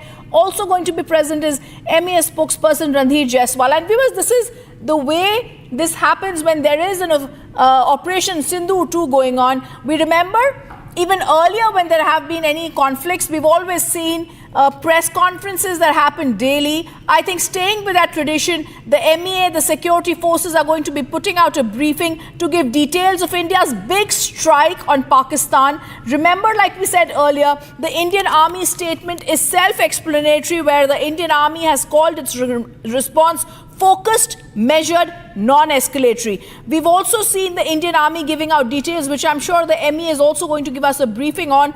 The Ministry of External Affairs presser, anytime now. It's a special briefing that will shortly be there. Operation Sindoor 2 is going to be there, and these details are going to be shared shortly on Operation Sindoor 2 by the Ministry of External Affairs. More details of Operation Sindoor 2 to be shared. And the MEA, along the Foreign Secretary, Colonel Sophia Qureshi, Wing Commander Vyomika Singh, going to be sharing out those details along with the Ministry of External Affairs spokesperson. On the night of 7 to 8 May, the Indian Army statement is very clearly saying Pakistan engaged in a number of military targets, including in Avantipura, Srinagar, Jammu, Pathankot, Amritsar, Kapurthala, Jalandhar, Ludhiana, Adampur, Batinda, Chandigarh, Phaloi, Uttaralal and Bhuj. They used drones and missiles. They were neutralized by India's defense systems. The debris is also there as proof that is found in these locations that prove the Pakistani attacks. Today morning, the Indian Armed Forces statement says the Indian Armed Forces targeted air defense radars and systems at a number of locations in Pakistan. India's response has been in the same domain and intensity as Pakistan. We're putting out pictures of the ongoing Operation Sindoor, where we've also seen in Karachi, Ghotki, where we've attacked. It's been reliably learned the air defense system at Lahore has been neutralized. We struck in Rawalpindi. Let me also go across to Shawan, who's joining us. And okay, I'm also going to go across. They've already come there in that big MEA special briefing that is now there. They're going to give us details of Operation Sindoor 2 that's ongoing. At the Ministry of External Affairs, we can already see Vikram Misri, Foreign Secretary, who's coming. They're making the last minute arrangements for all of them to be there. And remember, Pakistan increased the intensity of its unprovoked firing across the line of control. They used mortars, heavy caliber artillery in Kupwara, Baramulla, Uri, Poonch, where there have been serious civilian injuries. 3 women and 5 children have died due to the Pakistan firing. India was also compelled to respond. All right, we can already see our officers there. Vikram Misri already there. Wing Commander Vyomika Singh and also seen, as well as Colonel Sophia Qureshi. Operation Sindoor. We also have with us Colonel Sophia Qureshi and Wing Commander Vyomika Singh for this briefing. With that, I hand over the floor to Foreign Secretary. Sir. Thank you, Randhir. Good evening. Thank you all for joining for this briefing. You would have perhaps seen some information related to developments since late last night, early this morning, which has been put out by the Ministry of Defense. Just in case it has been missed, I will request Colonel Sophia Qureshi and Wing Commander Vyomika Singh to just update you and fill you in on the details. Thank you, sir. Operation Sindoor पर 7 मई 2025 को हुई press conference के दौरान भारत ने अपनी प्रतिक्रिया को केंद्रित, संतुलित और गैर उत्तेजक बताया था। यह विशेष रूप से स्पष्ट किया गया था कि पाकिस्तानी सैन्य ठिकानों को निशाना नहीं बनाया गया। साथ ही दोहराया गया कि भारत में किसी भी सैन्य लक्ष्य पर हमले का उचित जवाब दिया जाएगा। 7 से 8 मई 2025 की रात को पाकिस्तान ने उत्तरी और पश्चिमी भारत में स्थित कई सैन्य ठिकानों को, जैसे कि अवंतीपुरा, श्रीनगर, जम्मू, पठानकोट, अमृतसर, कपूरथला, जालंधर, लुधियाना, आदमपुर, भटिंडा, चंडीगढ़, नाल, फलौदी, उत्तरलाई और भुज पर ड्रोन और मिसाइलों से हमला करने का प्रयास किया। इन हमलों को इंटीग्रेटेड काउंटर यूएस ग्रिड और वायु रक्षा प्रणालियों द्वारा निष्क्रिय कर दिया गया। इन हमलों का मलबा कई स्थानों से बरामद हुआ, जो कि पाकिस्तानी हमलों का प्रमाण है। On the night of 7th May 2025, Pakistan attempted to engage a number of military targets in northern and western India using drones and missiles. These places included Avantipura, Srinagar, Jammu, Pathankot, Amritsar, Kapurthala, Nal, Jalandhar, Ludhiana, Adampur, Bhatinda, Chandigarh, Falodi, Uttarlai and Bhuj. These were neutralized by the integrated counter unmanned aerial system and other air defense systems.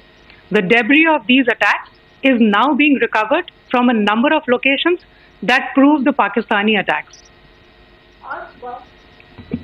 आज सुबह भारतीय सशस्त्र बलों ने पाकिस्तान के कई स्थानों पर वायु रक्षा रडार और प्रणालियों को निशाना बनाया।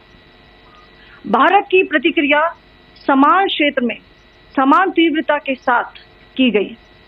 यह विश्वसनीय रूप से ज्ञात हुआ कि लाहौर में स्थित एक वायु रक्षा प्रणाली को निष्क्रिय कर दिया गया। Today morning, Indian Armed Forces targeted air defense radars and systems at a number of locations in Pakistan. Indian response has been in the same domain with the same intensity as Pakistan. It has been reliably learnt that an air defense system at Lahore has been neutralized. Pakistan ने नियंत्रण रेखा पर आकरण गोलीबारी की तीव्रता बढ़ा दी है, जिसमें कुपवाड़ा, बारामूला, उरी, पुंछ, मेंढर और राजौरी क्षेत्रों में मोर्टार और भारी तोपखाने का इस्तेमाल किया जा रहा है। Pakistan has increased the intensity of its unprovoked firing across the line of control using mortar and heavy calibre artilleries in areas in Kupwara, Baramulla, Uri, Poonch, Mendhar and Rajouri sectors in Jammu and Kashmir. 16 innocent lives have been lost, including 3 women and 5 children, due to the Pakistani firing. Here too, India was compelled to respond to bring mortar and artillery fire from Pakistan to a halt. Indian Armed Forces reiterate their commitment to non-escalation, provided it is respected by the Pakistan military. Jai Hind.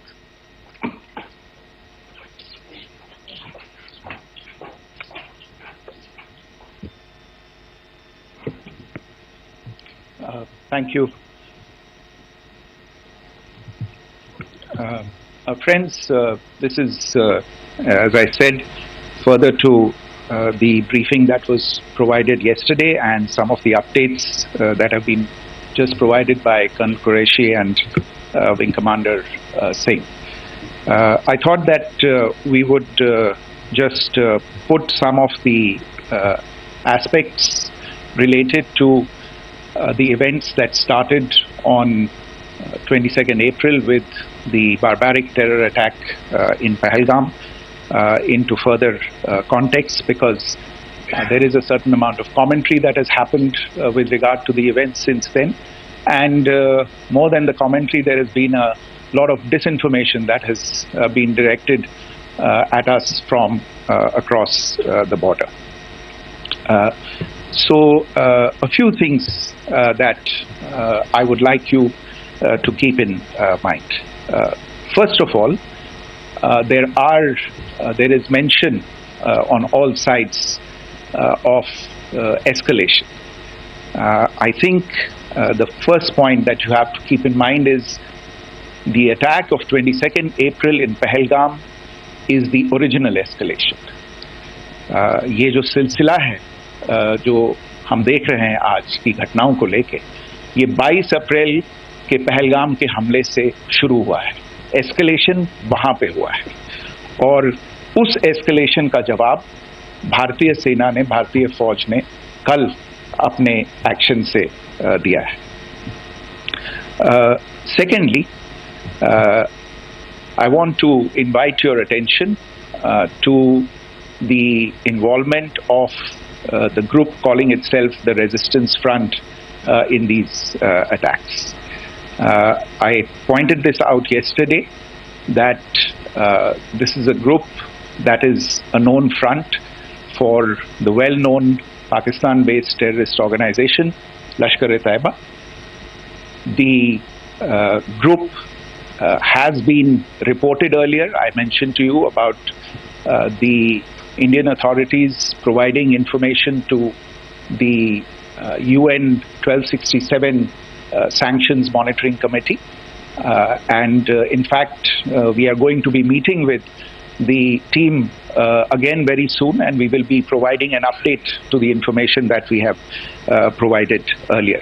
But what is interesting, दिलचस्प बात यह है कि संयुक्त राष्ट्र की सुरक्षा समिति में जब पहलगाम के हमले को लेके एक प्रेस वक्तव्य जारी करने की बात चल रही थी, तो आप सोचिए किस देश ने टीआरएफ का, द रेजिस्टेंस फ्रंट का उसमें मेंशन किया जाना, उसको अपोज किया.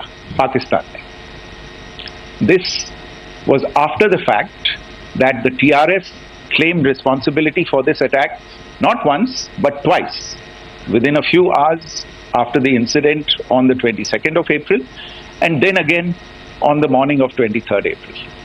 And it is perhaps only after the full gravity of the incident was realized by its masters and handlers across the border that it was managed to back off from this claim.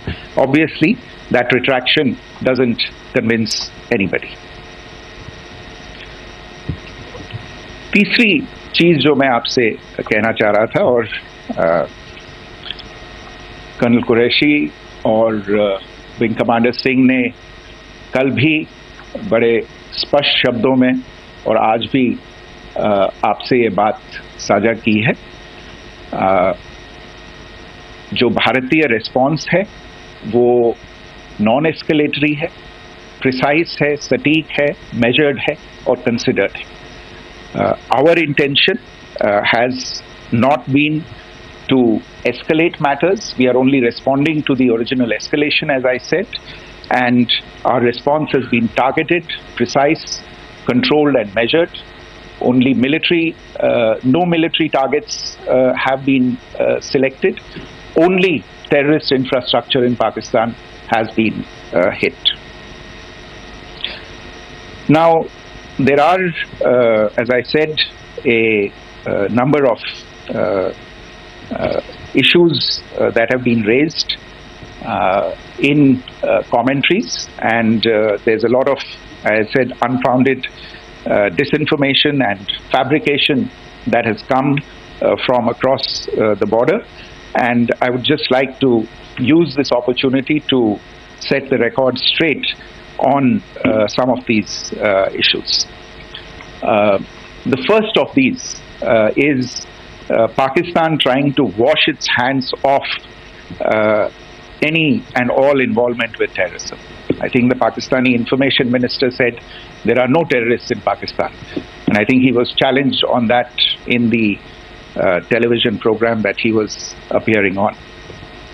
But even if I partially repeat myself from yesterday, I think Pakistan's reputation as the epicenter of global terrorism is rooted in a number of instances where concrete evidence is available, not just to India, but to governments and authorities and agencies around the world. There are several terrorist attacks around the world where Pakistani fingerprints have been found. I don't need to belabor the point with regard to this audience about where Osama bin Laden was found and who called him a martyr. Pakistan has also for decades pursued cross-border terrorism into India with impunity, and as I said yesterday also, in order to deliberately mislead the international community, they claimed that the terrorist Sajid Mir was dead. They came under pressure, and Sajid Mir was then brought back to life, arrested, and is now apparently in Pakistani custody. Pakistan is also home to a very large number of UN proscribed as well as UN proscribed terrorists, as well as terrorists proscribed by a number of other governments in the world, including, of course, the Lashkar-e-Taiba and the Jaish-e-Mohammed, as well as their leaders, Masood Azhar and Hafiz Mohammed Saeed. आपने देखा होगा हाल ही में पिछले कुछ दिनों में पाकिस्तान के रक्षा मंत्री और उनके पूर्व विदेश मंत्री दोनों ने इस बात को माना है कि पाकिस्तान का ऐसे ग्रुप्स के साथ जो रिश्ता है वो क्या रहा है. Both the defense minister and the former foreign minister of Pakistan, I think they've done a more eloquent job of this than I could ever do in terms of describing their country's implication in international terrorism and their involvement in housing these kinds of groups. दूसरा जो विषय है वो है पाकिस्तान का जो एक दावा है कि एक इंटरनेशनल impartial investigation होना चाहिए, एक joint investigative committee होनी चाहिए. These calls for jointly investigating this heinous and barbaric attack in Pahalgam. Again, I think you know the history well on this. You know the track record well, and it is not a bright track record insofar as Pakistan is concerned. In fact, in the pursuit of justice for the victims of multiple terrorist attacks, whether it be Mumbai in 2008, in Pathankot in 2016, or many others. But in particular for these two attacks, India had offered to cooperate. India provided forensic evidence and urged Pakistan to bring the perpetrators of these attacks to justice. We, in particular with regard to the Mumbai attacks of 2008, where a Pakistani Lashkar-e-Taiba terrorist was captured alive, India provided extensive information and evidence related to the involvement of Pakistani terrorists in this attack. Cases were registered, but you are all aware that these cases have not progressed, despite the formation of judicial teams, etc. And Pakistan has consistently stonewalled all efforts to move the investigation along. In fact, with regard to the Pathankot attack as well, a joint investigative team was formed. We gave access, unprecedented access, I should say, to Pakistani team to the site of the attack. Details of call records data and DNA, etc. were shared with Pakistan. We had shared with them details related that we had been able to access to the addresses of terrorists. We presented evidence against the office bearers of Jaish-e-Mohammed who had conspired in the attack, and the handlers of the terrorists who facilitated them and guided them in. But there has been no movement on this. So in all of this, I think the experience has not been positive, and it certainly doesn't give us the confidence now to take at face value Pakistani assertions of wishing to participate in a joint investigation. These are just delaying tactics, these are just stonewalling tactics. And in fact, there is reason to believe that Pakistan uses the evidence that we provide only to cover its tracks and in fact defend the terrorists who we are looking for and obstruct the path of investigation. A third point that I wanted to address was the claim that only civilians were killed in the strikes on the 7th of May. We have made the point very clearly that all attacks on the morning of 7th May were against carefully selected terrorist infrastructure, terrorist targets. It is not clear to us, in fact, seeing some of the coverage of the after effects of these strikes, including the funerals for the terrorists that were held yesterday. I think a lot of you have seen the reports and the coverage on media. If only civilians, if any civilians were killed in these attacks, I wonder what message this picture actually sends to all of you. This is a question that is worth asking. It's also odd that the funerals of civilians are carried out with the coffins being draped in Pakistani flags and state honors being accorded. As far as we are concerned, the individuals eliminated at these facilities were terrorists. Giving terrorist state funerals may be a practice in Pakistan. Doesn't seem to make much sense to us. Pakistan has also claimed that India deliberately attacked religious sites. This is completely false again. I have made it clear that the targets were terrorist infrastructure, terrorist facilities, and locations connected clearly with incidents of cross-border terrorism into India. And it is in fact Pakistan that is misusing religious sites as a cover to in fact radicalize, direct and indoctrinate and train terrorists.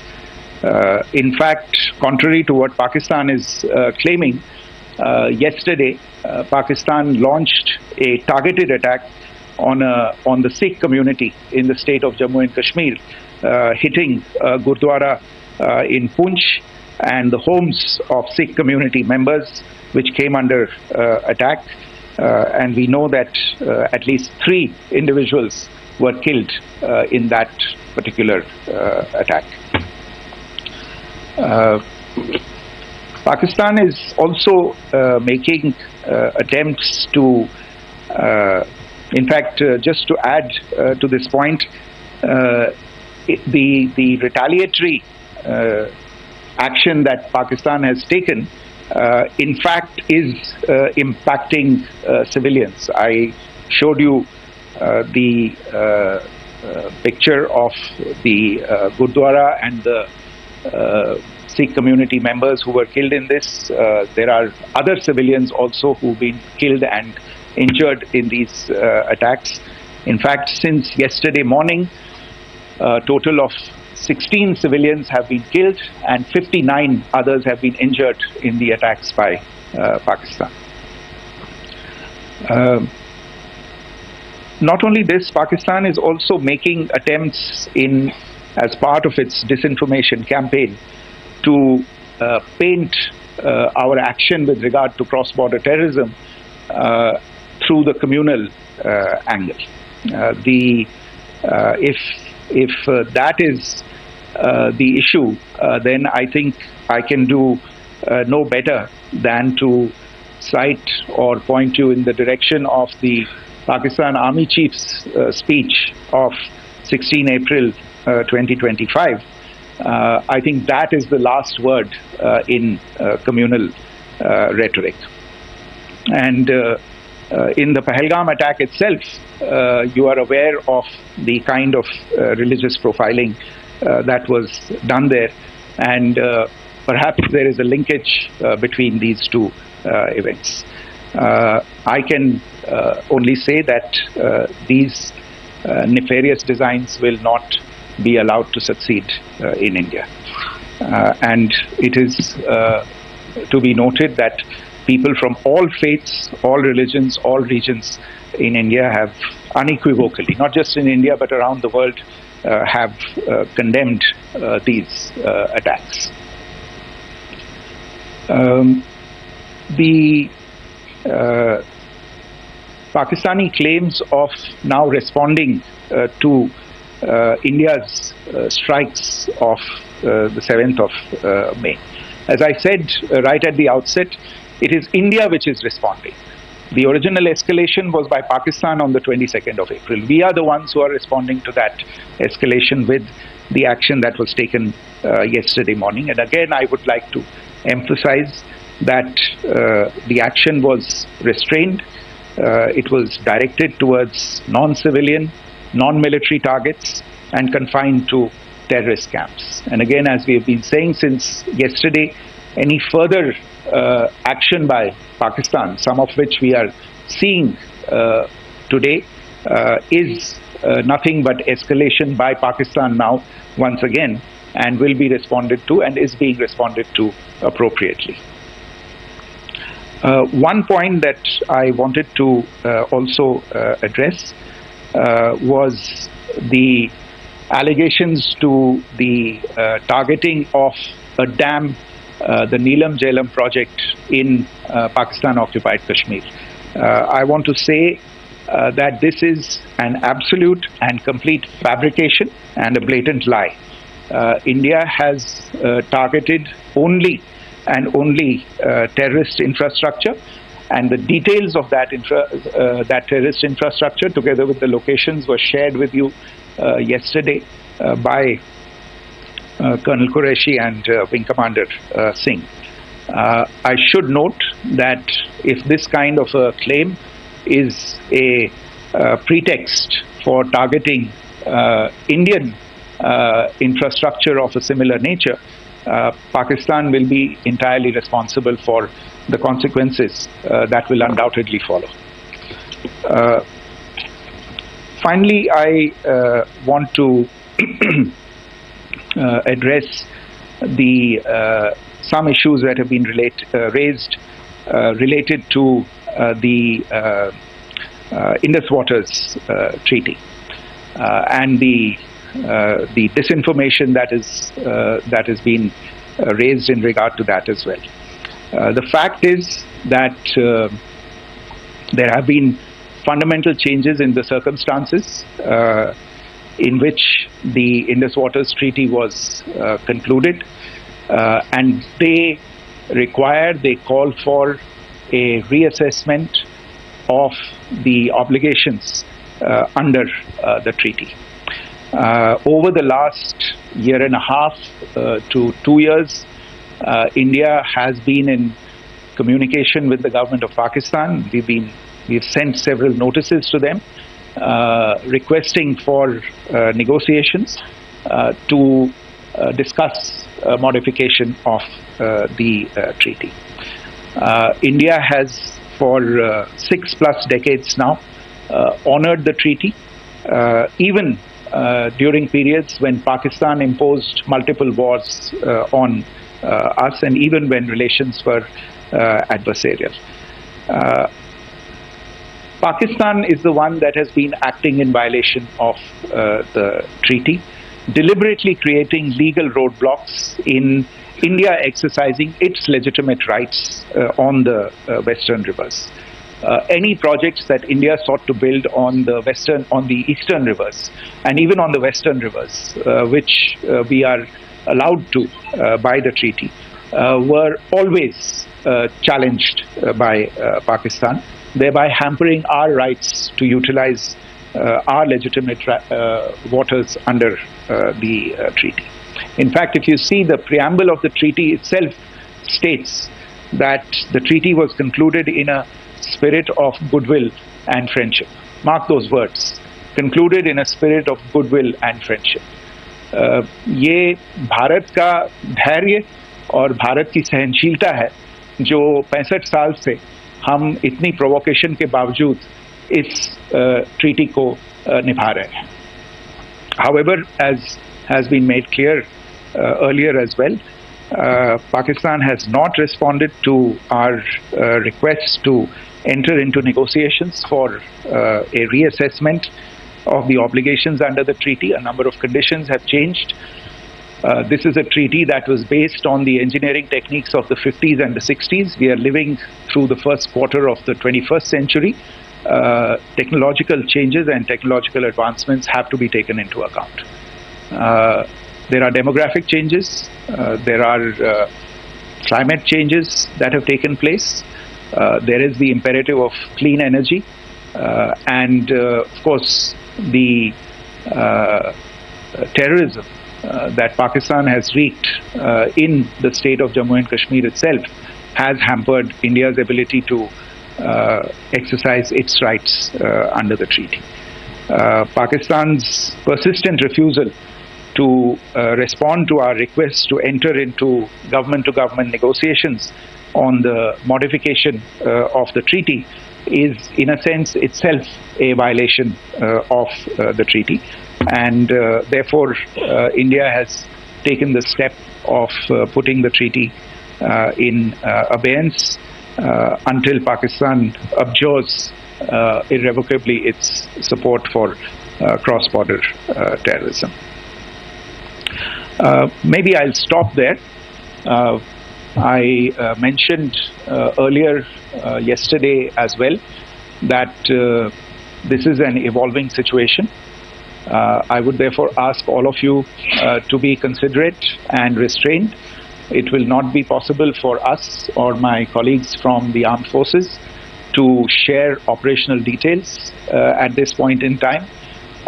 Beyond that, if you have any questions, may I have time for only a few, and I'll try to answer those questions. Okay, I give the floor to Rishabh. Secretary, good evening. This is Rishabh from Times Now. I just wanted to understand, as per the press release that has been released earlier today, it says that we have successfully hit at the air defense of Lahore. Does it give our forces a better chances if in case of further escalation? And are there other air defense places as well at strategic location that were targeted? Rishabh, you are violating the first rule that I set out at the end of my remarks. The press release that has been issued by the Ministry of Defence today speaks for itself. It is related to operational matters. It's been released by the Ministry of Defence. As more information becomes available, it will be released at the appropriate time. Once again, please don't go into operational details at this point in time, because this is a constantly evolving situation. Yeah, go ahead. Foreign Secretary Smita Sharma, just wanted to ask, the Pakistani Minister Ishaq Dar in an interview has claimed that the national security advisors of India and Pakistan have spoken to each other. If you could confirm or deny, and is complete severance of diplomatic ties with Pakistan also on the table? I have no information with regard to contacts between the two national security advisors. Insofar as diplomatic relations are concerned, you've seen the steps that were announced in response to the following the meeting of the Cabinet Committee on Security on the 23rd of April. There are no further steps that are under consideration at this moment in time.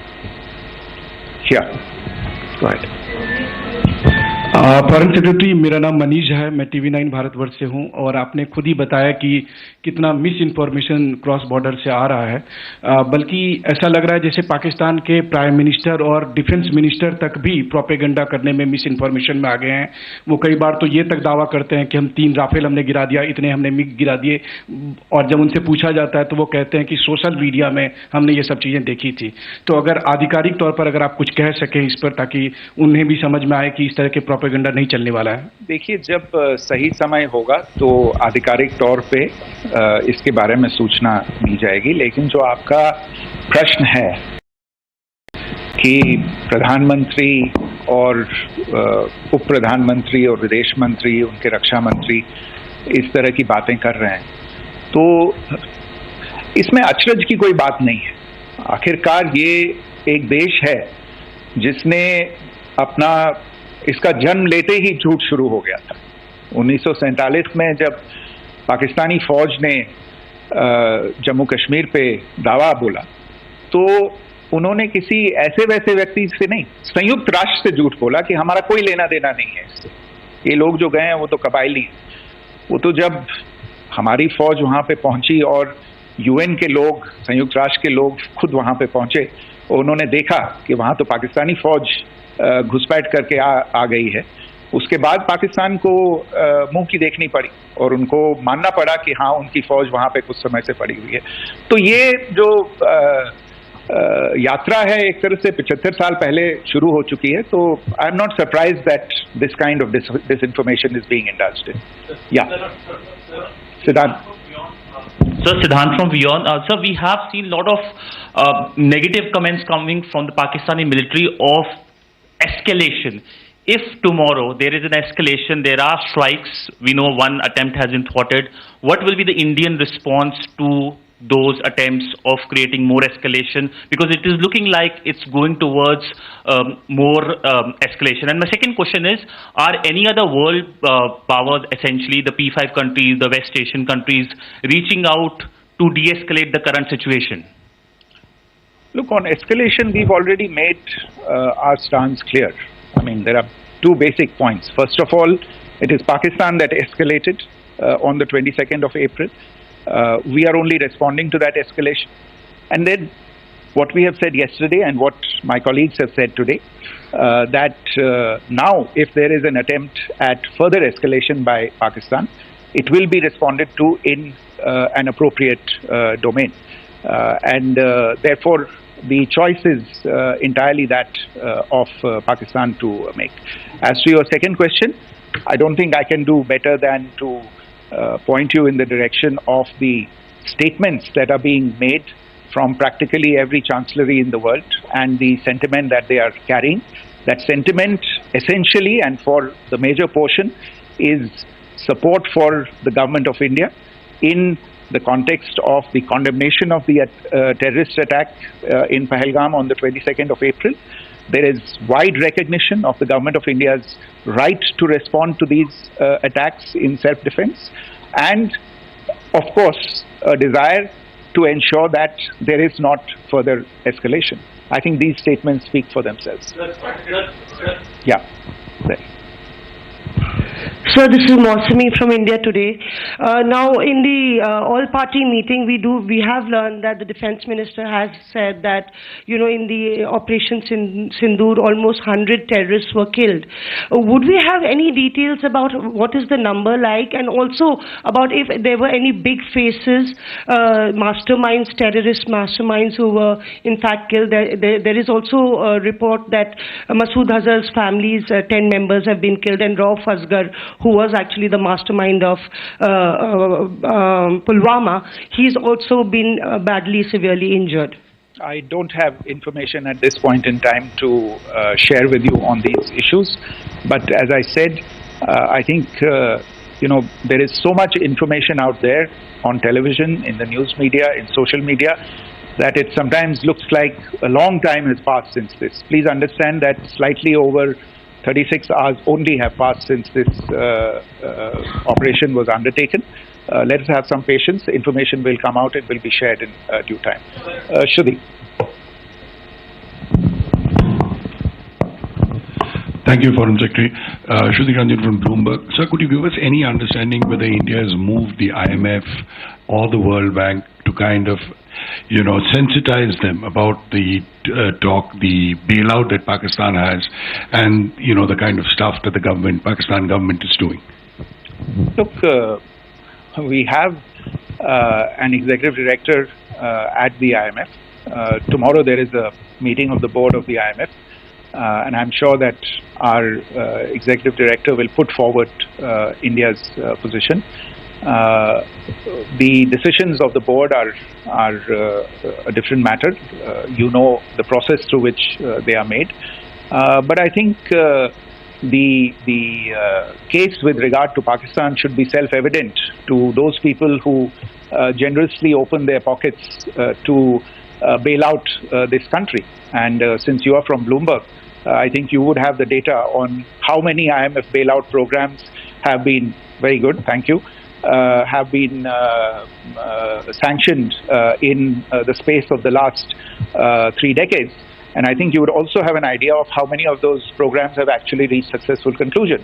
Probably not many. So I think this is a decision that board members have to take by looking deep within themselves and looking at the facts. So we can, one last question, sir. Sure. One last question. Foreign Secretary, I'm Siddhant from CNN News 18. I would like to know, since it's an opportunity to speak to you, I would like to know the response coming from United States since last 3 weeks. Saudi Arabia, Qatar. In fact, Prime Minister Modi spoke to Qatar before the strikes that evening. Perhaps how do you read the support coming from these countries? Perhaps traditionally they were seen on the other side. This time around, their statements are strong worded.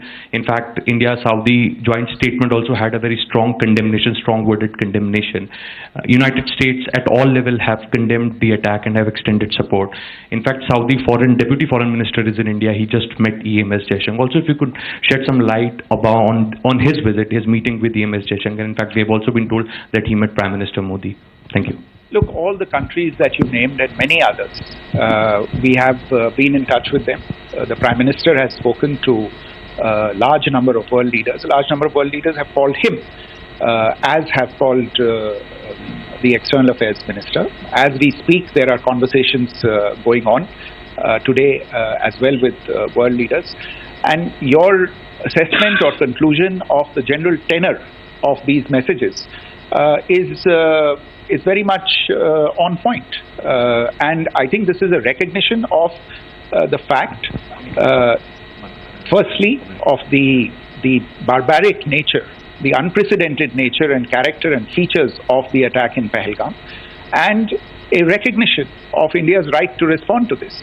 And also a recognition of the fact that in responding, we have been nothing but responsible and have done so in a restrained, in a measured, and in a non-escalatory manner.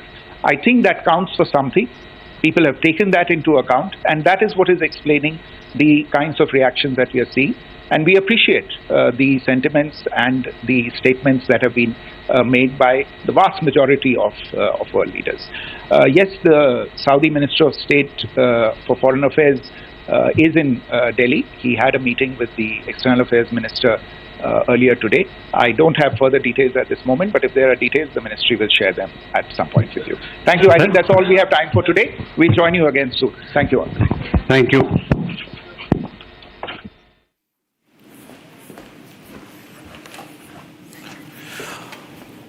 Pakistani narrative takedown now by India. This entire narrative that was peddled by the Pakistanis that the drone hit that was carried out was not because of any sort of retaliation, but this was part of the operation. India makes it abundantly clear that we will hit back if at all Pakistan escalates the matter. Not just that, there are several other issues that were addressed by the Foreign Secretary and of course by this Army as well as the Air Force. We're going to take you through every details of it, but slipping into a short break, coming back with the full details of the briefing that has taken place.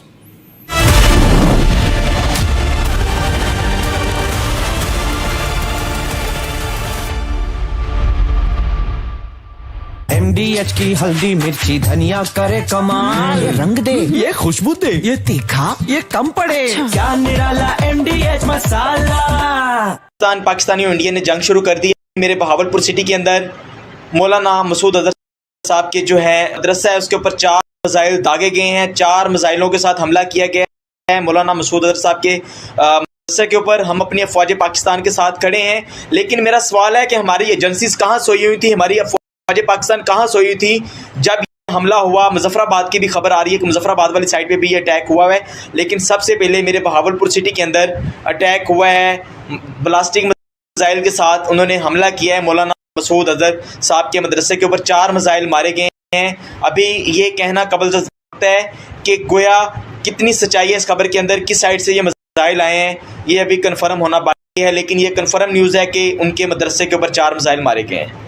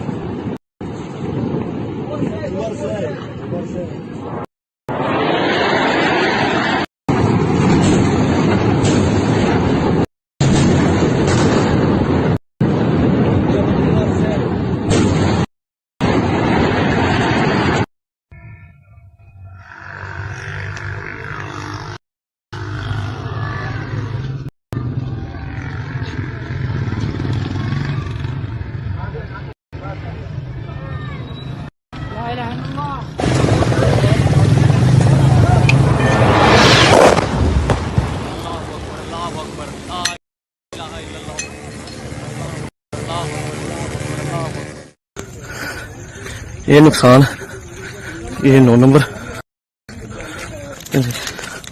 ये मस्जिद तैयबा मरकज उमरकरा के अंदर ये नुकसान है।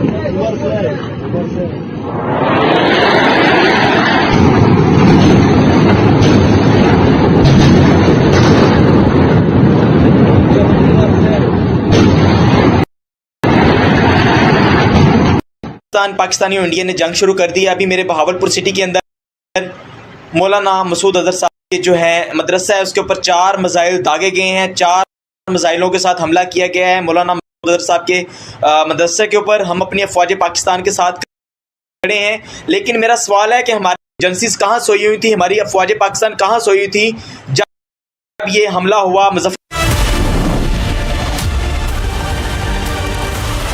ये है secret recipe MDH का जीरा सिर्फ जल जीरा मसाला।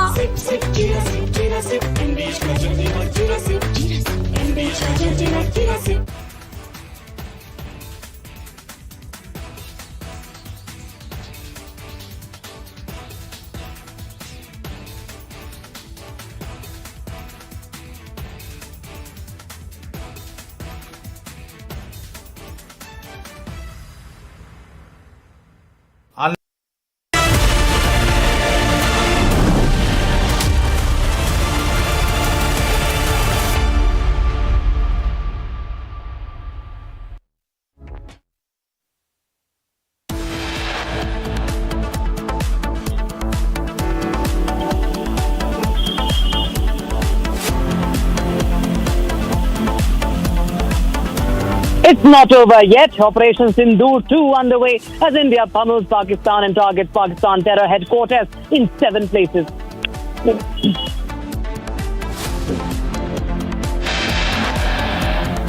India goes after Lashkar-e-Taiba off to TRF to brief United Nations Security Council.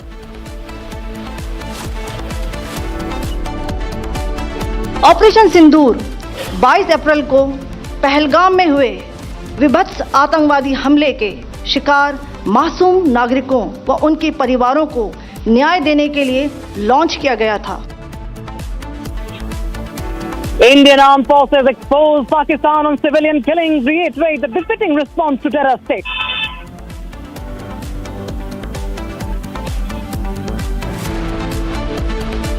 It is not our intention to escalate the situation. However, if there are military attacks on us, there should be no doubt that it will be met with a very, very firm response. External Affairs Minister Dr. S. Jaishankar's big statement says we'll hit back if Pakistan strikes.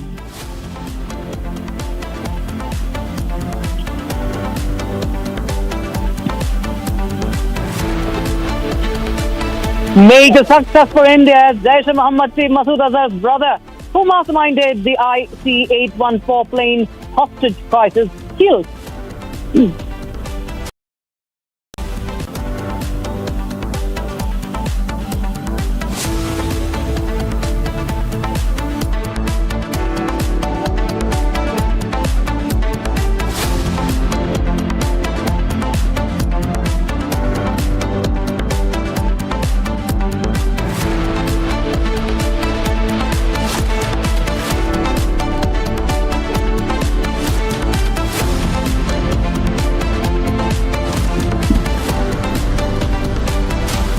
All right, viewers, there's an important meeting that is going on right now as we speak at the 7 Lok Kalyan Marg.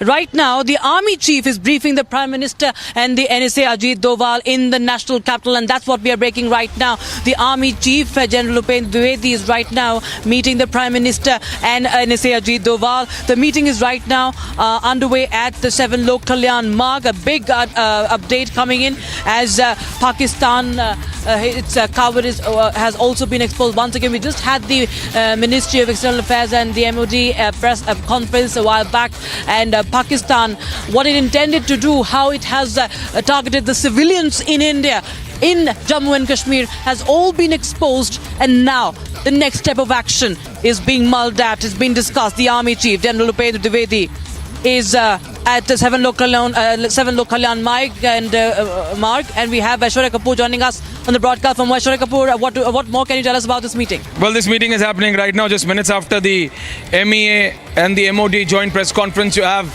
the Army Chief and the National Security Advisor briefing the Prime Minister at 7 Lok Kalyan Marg. As you just stated, this meeting is on as we speak. You have the Army Chief, NSA briefing the Prime Minister. We've just heard in an official press conference that how Pakistan tried, it was a failed attempt from across the border to attack our 15 installations. It was thwarted by the Indian forces, by the combined effort of the Indian forces and our S-400 system. But no such attempt should even be tried today. So what we are being told, that the Army Chief is briefing the Prime Minister and the NSA is also in presence. We are being told that 27 civilian airports have been completely shut down for any commercial or civilian mobility. They've been made as complete military airports, and that ranges from Jammu and Kashmir to Gujarat, Ghaziabad, Delhi's Hindon Airport. So all of this has been included amid high tensions. This is a very important meeting which is happening at the 7 LKM, in which the Army Chief and the NSA are briefing the Prime Minister together. Back to you.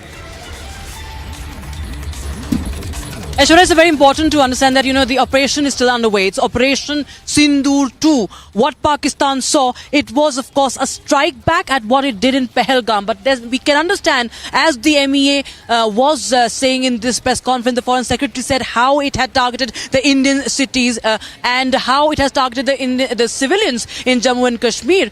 That, of course, exposes Pakistan. And India has made it clear that it will not step back at all. India should not be taken lightly. And Pakistan has signed up for something very, very dangerous. It is very clear, and henceforth we see these important meetings are now underway.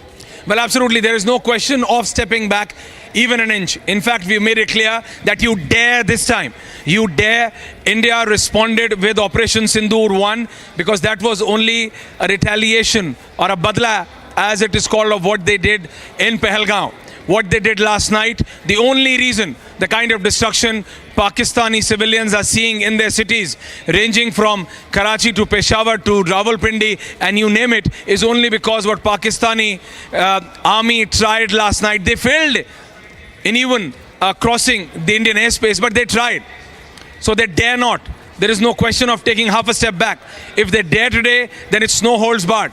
and we are very clear. And the Army Chief and the NSA are briefing the Prime Minister on our preparedness. Let there be no doubt about it. We are ready. Yes. Right. Aishwarya, thanks so much for joining us with those important details coming in from the 7 local landmark viewers. So all those who are tuning in right now, the Army Chief General Upinder Dwivedi is right now at the 7 local landmark. He is briefing the Prime Minister and the National Security Advisor Ajit Doval, as India, of course, is right now continuing to plan over the strategy. Remember, India says, and it has announced, just made it clear that the operation is still underway. It's not over, because Pakistan is not mending its way. The way it has targeted the Indian civilians, the way it has resorted to heavy shelling along the LOC in Poonch, the way it has targeted the Sikhs, the way it has targeted the Gurudwaras. It's all clear that how Pakistan continues with its cowardly ways, and it needs to be taught a lesson, viewers. Now, viewers, Pakistan has just to go into more of the details on that. There have been heavy shelling along the line of control, and especially in Jammu, if you see what happened in Poonch, viewers, there was heavy shelling, massive destruction.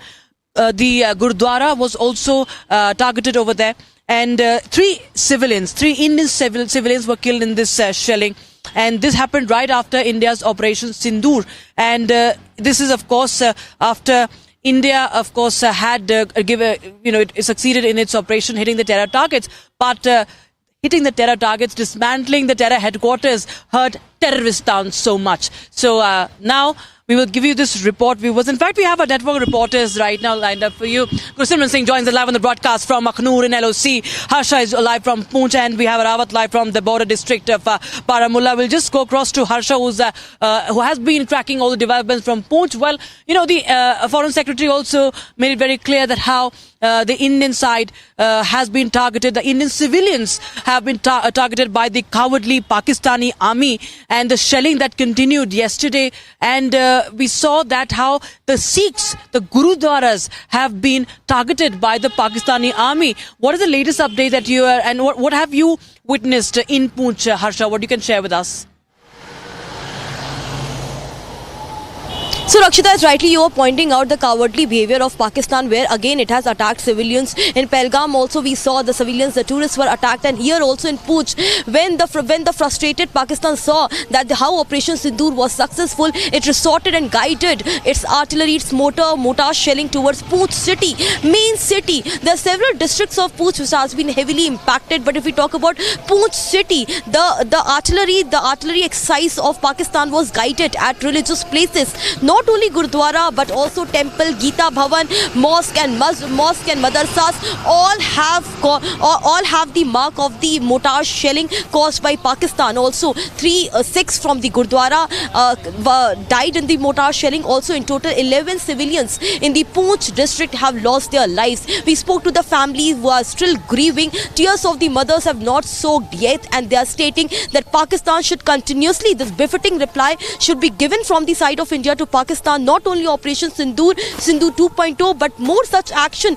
should be given from the side of India to Pakistan, because now what we see in the Poonch city is the devastated and destroyed houses, collapsed walls. What we saw, the visuals in the Gurudwara, how only Guru Granth Sahib was protected, while the walls, the windows, everything was was reduced to debris in the Gurudwara. Same was the scenes from the temple as well. And while many localities in the Poonch, we saw the similar scenes, the debris everywhere, and also how the clutter, there was completely clutter with rubbles in the locality and the lane. The busiest lane, the destruction could clearly be seen. And right now what we are seeing in the Poonch is the deserted lanes, because most of the civilians have now shifted to a safer location. The authorities have clearly stated that the relief and the medical assistance is being provided to the civilians here. They have been shifted either to the bunkers or either to the safer location, because Pakistan can again resort to the mortar shelling as it's completely frustrated. And the cowardice of Pakistan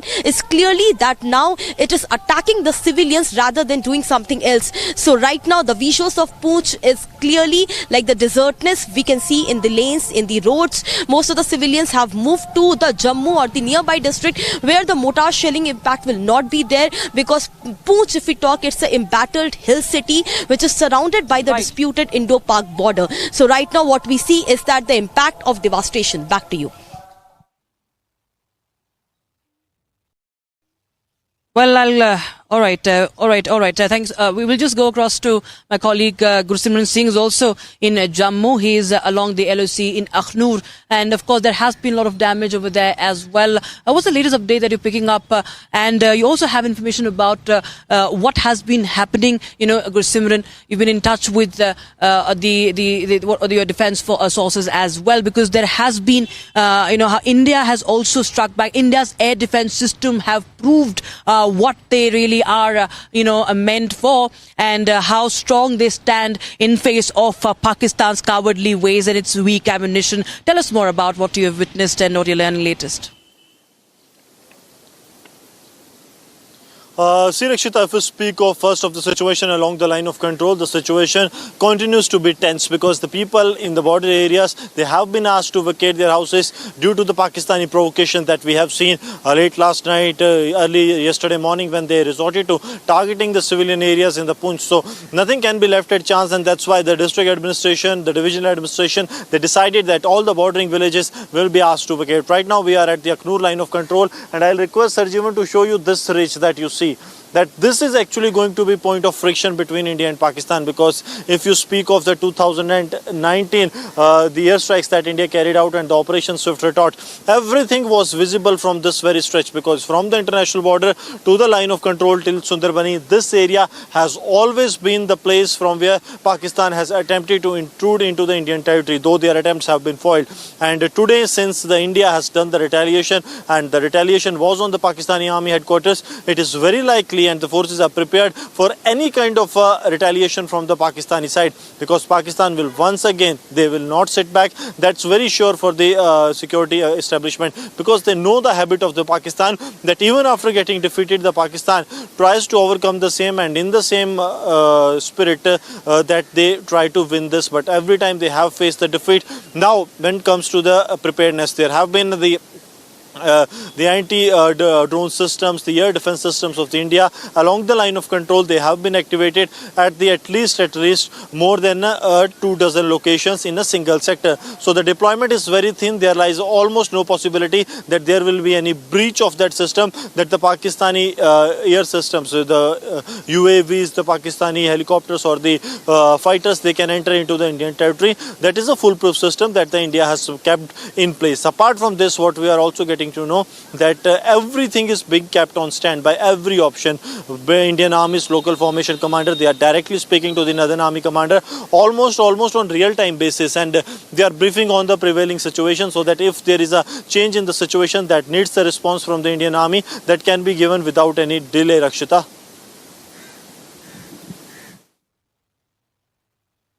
Right, viewers, we'll just continue to talk to our reporters, but here's more from the ground that our reporters have filed as far as the situation along Poonch is concerned, viewers, because the Gurudwara has been targeted, and you just see the plight of the civilians, how Pakistan has targeted civilians, and India had only... It was a measured response. It was a precision strike on the terror camps, on the terror headquarters. It was to dismantle the terror network and send a blow, in fact, deal a blow to the terror apparatus in Pakistan. But what Pakistan did is target the Indian civilians. Here's more.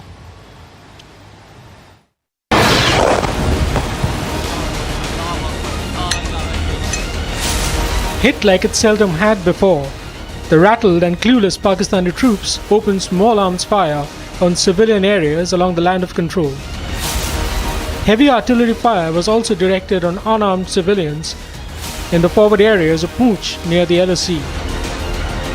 While the army responded swiftly and effectively to unprovoked Pakistani shelling, an effort was underway to shift all civilians on harm's way to safer places. The unprovoked Pakistani shelling and small arms fire have so far claimed 16 lives while leaving over 40 injured. I am Harsha reporting for Border Dispatch from Gurdwara Guru Singh Sabha in the Poonch city. There's a Gurdwara located in the main city of the Poonch district. It's very important to showcase this place because after the successful launch of the Operation Sindoor at Pakistan resorted to the mortar shelling at the religious places in the Poonch city. And this is one of the places, this is one of the Gurdwaras which was the target of the Pakistan, and also through visuals it could clearly be seen from windows to walls. Most of the infrastructure have been damaged from the mortar shelling from the Pakistan side. In the early morning hours of Wednesday morning at around 9 o'clock, heavy shelling was targeted from the site of Pakistan at this Gurdwara. Not only this Gurdwara but nearby temple, madrasa and masjid have also been impacted. Visuals captured ongoing efforts to shift civilians to safer shores in the forward areas of Poonch. The forces and Jammu and Kashmir police also carried out checks in civilian areas, public installations and even religious places. In more visuals, motorists were flagged down and their vehicles searched at multiple checkpoints across Poonch town. Meanwhile, the Poonch Gurdwara bore telltale shelling marks after being targeted by cowardly Pakistani troops. The cowardly attack on the sacred shrine claimed the lives of 3 Granthis. Speaking to the public, a local said he had been witness to many instances of unprovoked shelling from across the border, but had never seen such cowardice. Delhi Minister Manjinder Singh Sirsa, meanwhile, came down heavily on the Pakistani troops for directing heavy artillery fire on a place of worship. As Pakistan continues with its gutless artillery fire on civilian areas, the authorities are in a race against time to shift locals out of harm's way. Now, viewers, we have to understand that how Operation Sindoor has started and what it aimed to and what has been carried out. How India targeted these 9 military areas. Now it targeted those terrorist targets, the operational to dismantle the operational capabilities of the terrorists, and this was done to avoid further escalation, to avoid a military conflict. And my colleague Harsha, who has been along the LOC in Jammu, she is going to explain in this report that how India had operated all throughout in this mission. Listen in. At least 12 civilians were killed and 42 injured as the Pakistan Army resorted to intense artillery shelling along the line of control in Poonch district on Wednesday. The action came hours after India carried out precision strikes on 9 terror targets in Pakistan and Pakistan-occupied Kashmir to avenge the April 22nd terror attack in Pahalgam. Officials confirmed multiple casualties, including the death of 4 children aged between 7 and 14 years. The indiscriminate shelling created panic among the border residents, who were then forced to take refuge. Dozens of houses were damaged across 7 districts: Balakot, Mendhar, Mankot, Sagra, Krishnaghati, Gulpur and Kain. And in the aftermath of Pakistan's relentless offensive, the Jammu and Kashmir police and SOG teams have launched extensive security check operations to move civilians to safety. It is very close proximity with the LOC. Also, after Operation Sindoor, Pakistan targeted majorly this area. I'll pass my camera person Gaurav to come here and to show this entire visual at large.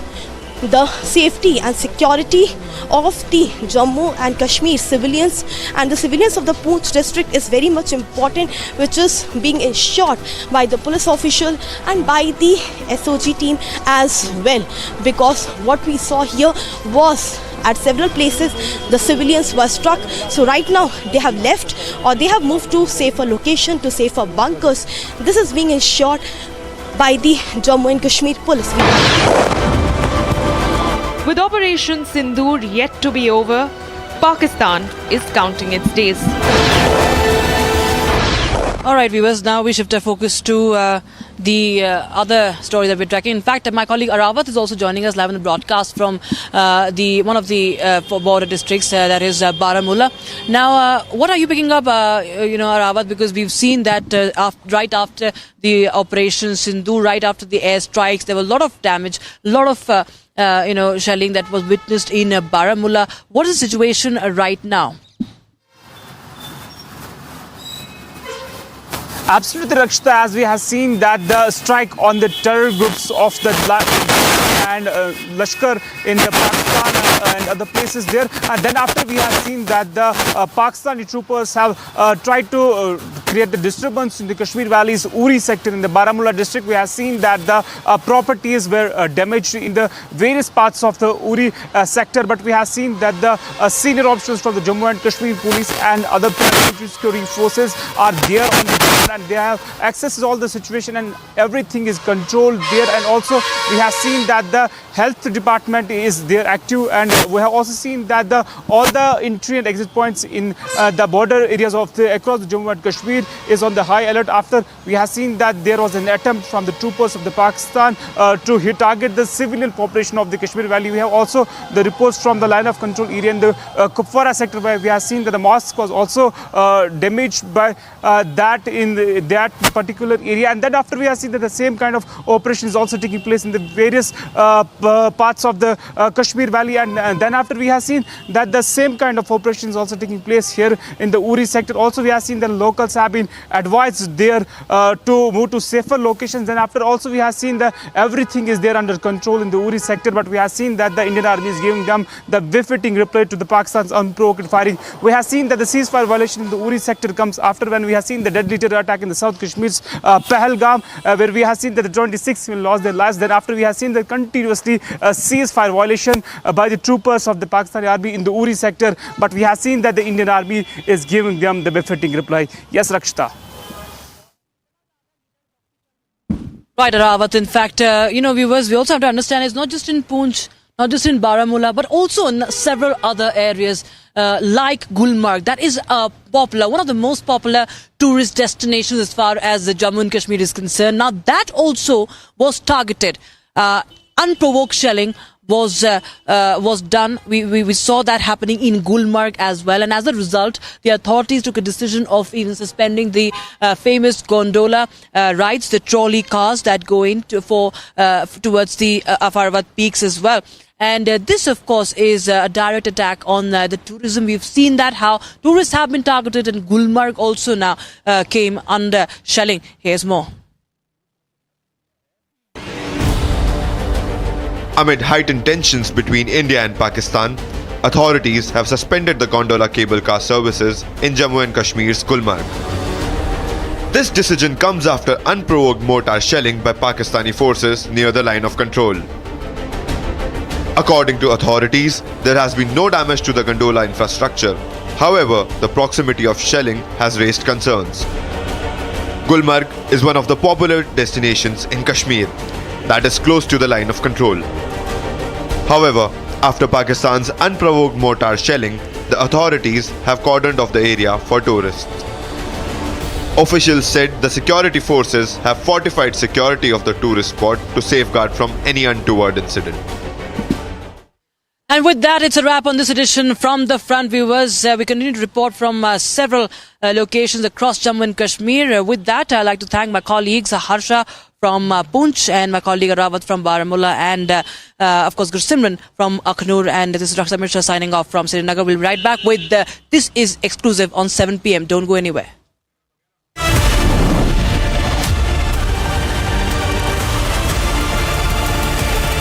Hi, this is Chef Ranveer Brar. Guarantee you brilliance on behalf of IIHM. अब छोलिया हो या लोबिया, सफेद चने या काले चने, सब कुछ मजेदार बने।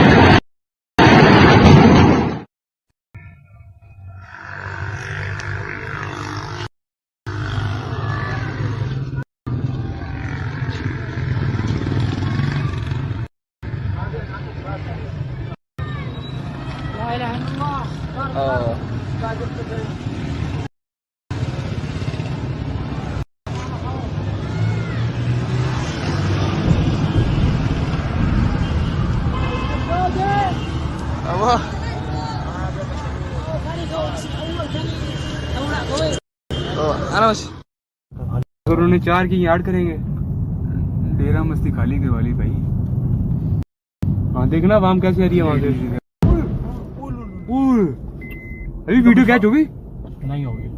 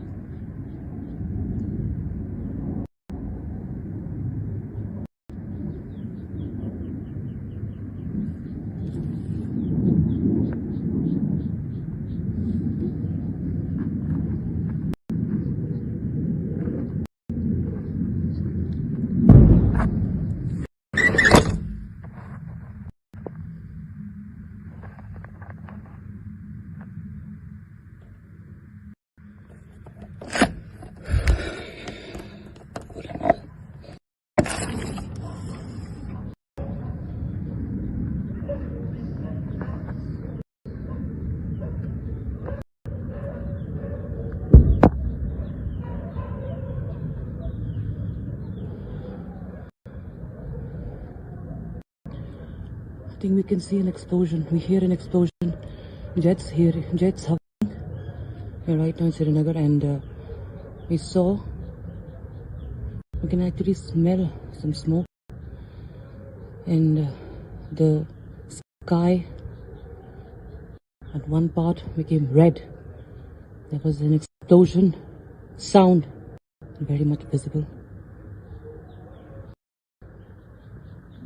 Seems panic across the border. As we report from Srinagar right now.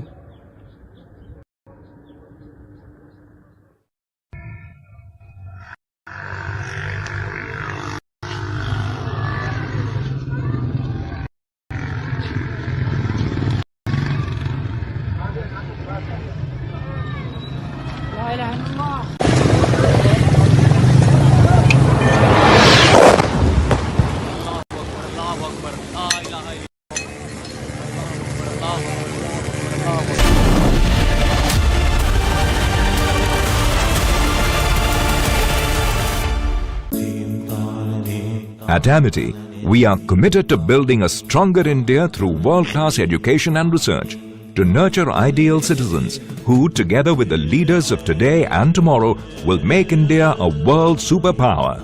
Amity University, India's leading not-for-profit private university. MDH की हल्दी मिर्ची धनिया करे कमाल, ये रंग दे, ये खुशबू दे, ये तीखा, ये कम पड़े, क्या निराला MDH masala. Mahi sir, how much do you love your fans? Honestly, I love my new fans. पुराने वाले बेकार में शोर करते Sir, fans हैं, शोर तो करेंगे ही ना? नए वाले नहीं करते. And they listen to what I say. The new generation Orient BLDC fans. Super silent performance with voice control.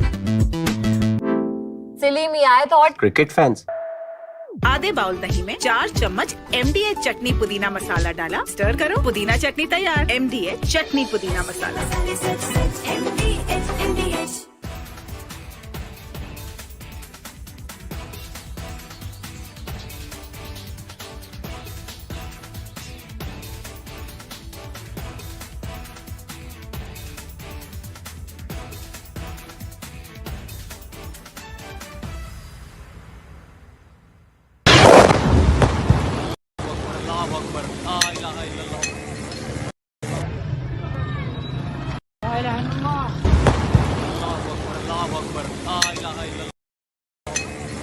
Of different weapon systems, because you cannot risk putting all eggs in one basket.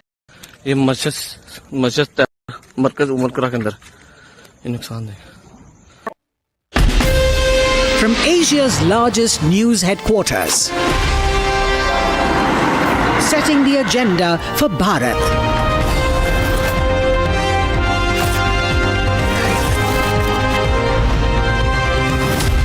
You're watching Republic.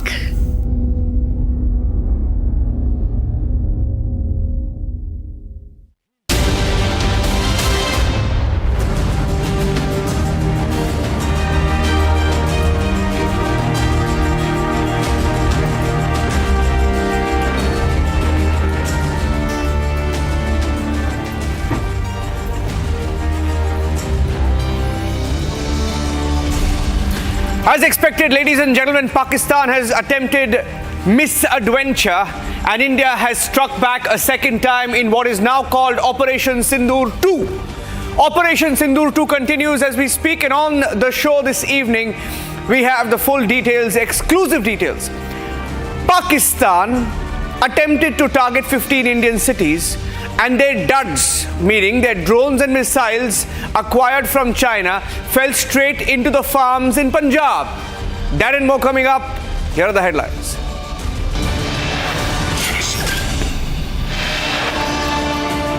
Operation Sindoor 2 continues as India hammers Pakistan for its misadventure and attempt to target Indian cities.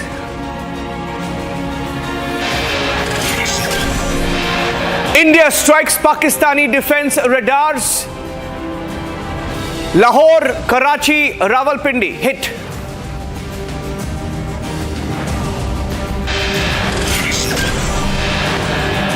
Pakistan attempts to target 15 Indian cities. Drones and missiles projected at India fall short.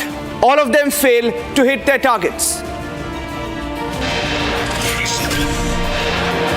Pakistani duds landing in farms across the border. Chinese missiles suspected to have been used.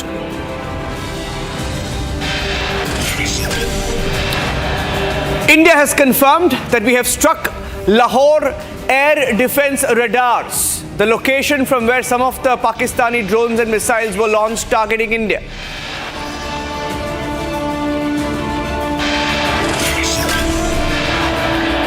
S-400 Sudarshan Chakra used in the Operation Sindoor 2 as every Pakistani drone and missile are intercepted in the skies.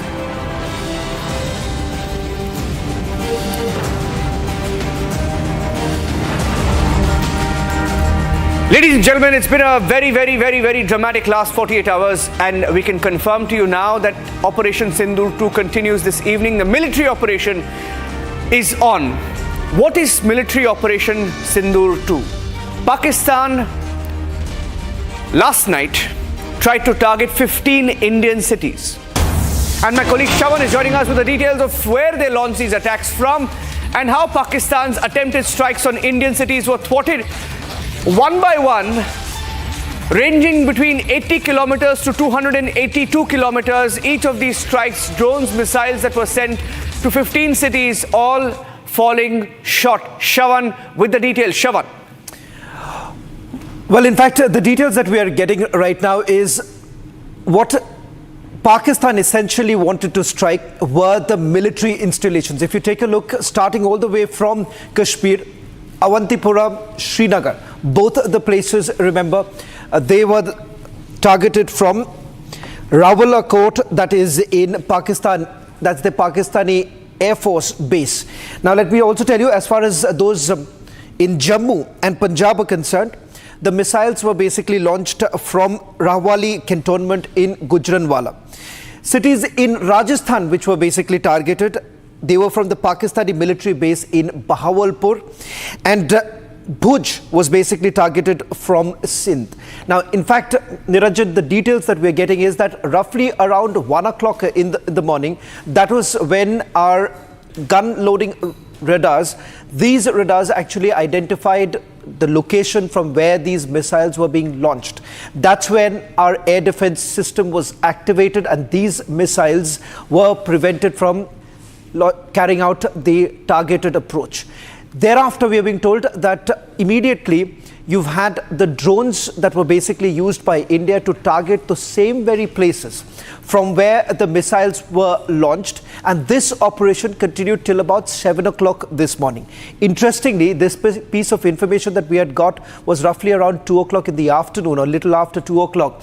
And when we spoke to our sources at that point in time, also remember, the source basically indicated that the operation was still undergoing, something that was once again cleared by the Ministry of External Affairs as well as the Defence Ministry. So which is a clear indication of the fact that the operation is nowhere to closure right now. In fact, it is still going on. The other important aspect that we've been able to figure out is with regards to the missiles that were basically used by the Pakistanis. In fact, these are essentially the PL-15 or the BVR range missiles that were used by the Pakistanis. This was delivered to the Pakistanis by China, and this was just about 3 months ago when these missiles were actually given by China to Pakistan, which was basically used. In fact, it turns out that some of those missiles that were fired by the Pakistanis did not even continue in the same very trajectory that it was basically locked for. It did not have enough fuel. Now, that was what we have also picked up, and that is the reason why some of these missiles landed up in their own territory.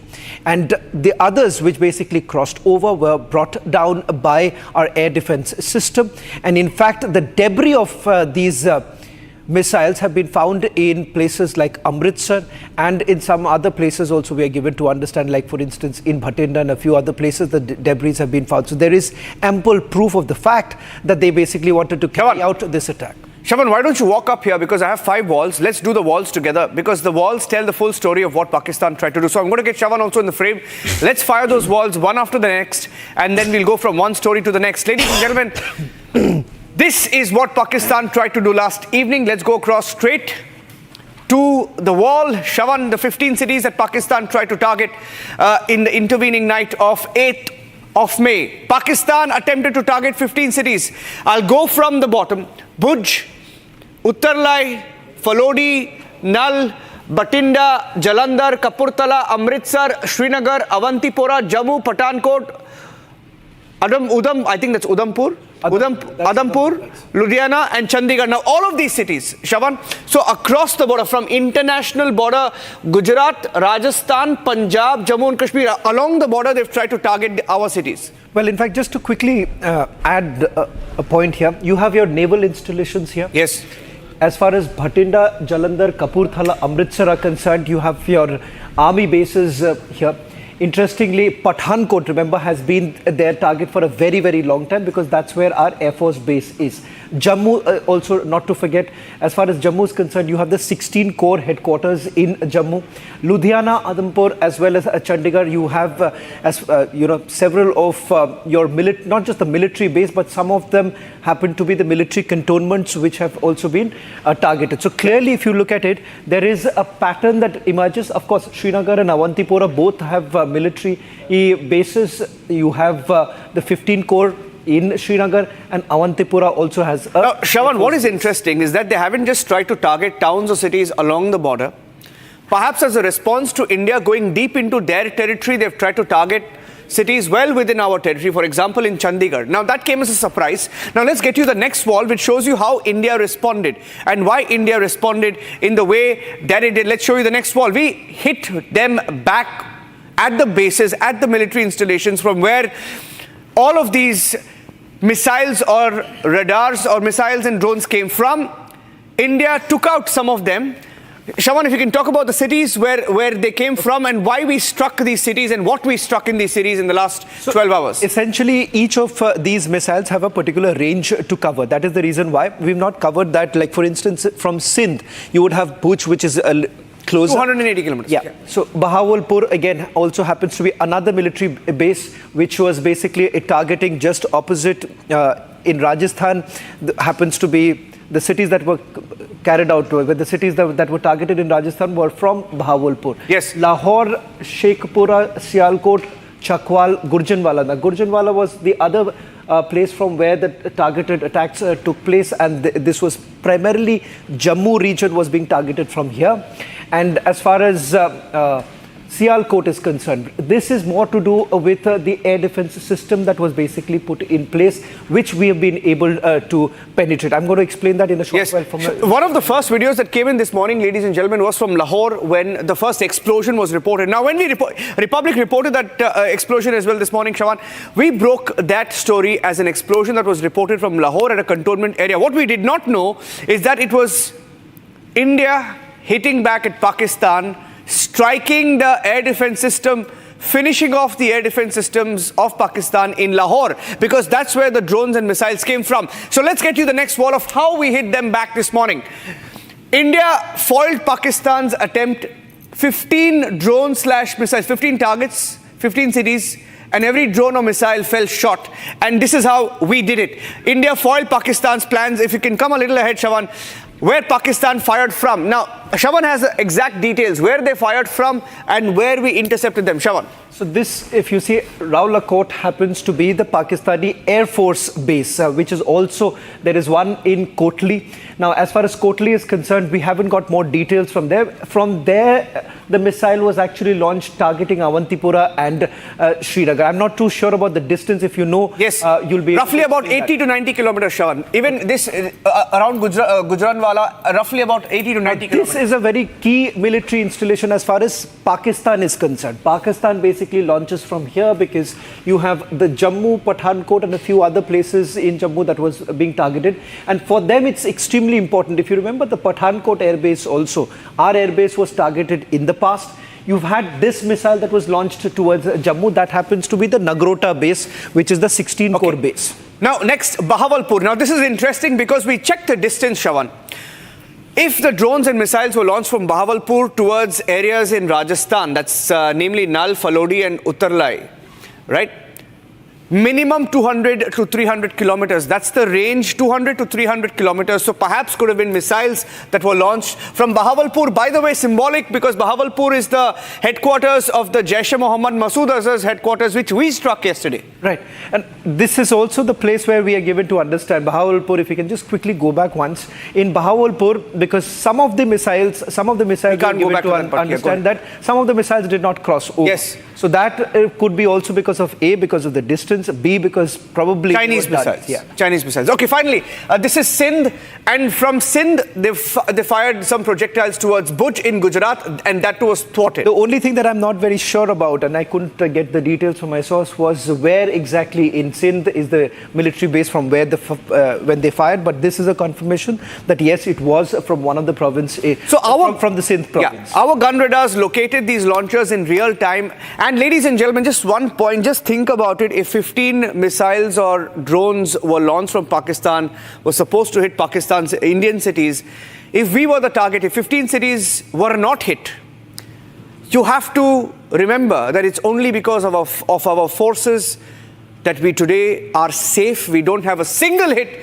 from Pakistan, and a big thank you and a salute to our forces and for all of those anti-nationals who question our forces. Now, we have more for you on this particular plot of Pakistan. This is why we are safe. And the Chinese duds, and we have, Shawan, a breaking news came in of how we have deactivated the HQ-9s of Pakistan.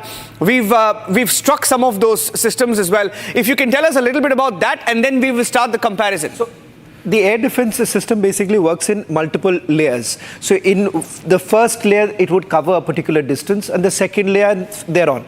As far as HQ-9, as far as this air defense system is concerned, they had basically installed at 3 locations. One happens to be Lahore, the other happens to be Sialkot, and the third happens to be in Rawalpindi. There we are being told that all the 3 places, they've also aided it with long-range missiles, as well as jammers. All 3 completely failed. Now, as far as the S-400 is concerned, once it is up in the air, remember, it basically does not allow any sort of penetration, and more importantly, the range that it has. This is an upgraded version of what we had earlier. Yes. It was delivered just about a few months ago, and we are given to understand that has been utilized, and the range that you're looking at, just look at what the detection range is. Look, let's look at the comparison. First of all, S-400, the Indian system has won the Sudarshan Chakra. Pakistan's HQ-9 has failed completely. The range, 600 kilometers for India's detection air defense system, S-400, 250 kilometers for HQ-9 of Pakistan. Let's go to the next parameter. Destruction range, 400 kilometers for the S-400. This is India's system, while it's just about 200 kilometers for Pakistan's HQ-9. But by the way, air defense system of Pakistan, lesser said the better, because all our missiles have struck our targets. Next, maximum target speed, Mach 14, not much there is change there. bit of a difference. There's a bit of a difference. Yes. Here. The difference being is that this basically intercepts even hypersonic missiles. Yes. So which basically means that even if you have used an advanced missile, there's a high possibility that your S-400 air defense systems would be able to detect, unlike what would have happened in the case of HQ-9 because it's not equipped. Yes. Next parameter, let's go straight up to that. Maximum altitude 30 kilometers for the S-400, a maximum altitude 50 kilometers. I don't think that really matters because this has done its job. Let's go to the next one. Next parameter.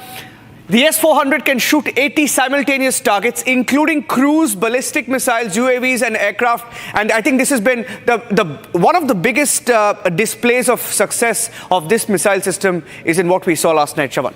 And of course, the Russians themselves have used it. Russians have used this during their current war. Yes. And the fact that they have essentially promised an upgraded version. This upgraded version basically looks at a variety of, interceptions. And as you pointed out, this also encompasses the newly made missiles which are faster range, which has a longer range. All of that can be well detected, unlike in this case. Yes, you should take that with a pinch of salt because that's what they claim. But none of India's missiles were intercepted by the HQ-9. In fact, this is the air defense system, as I said, it was layered.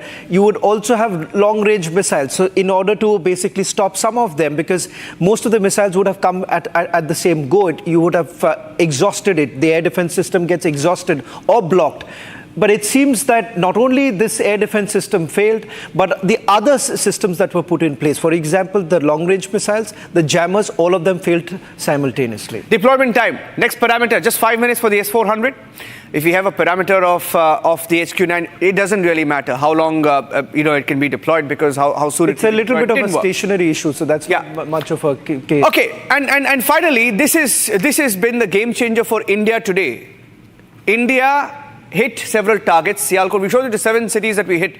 Now, this is believed to have been one of the key drone systems that were used to target and disable the Pakistani radars. The Harpy drone, Shravan, you want to talk about it? On how it was used and how effective it's been? See, the loitering munitions, basically, by the word itself, moves around. And the fact that this can go at a low level without much of a detection. Subsurface is what these drones would have moved around. As far as the warheads are concerned, it can be expanded.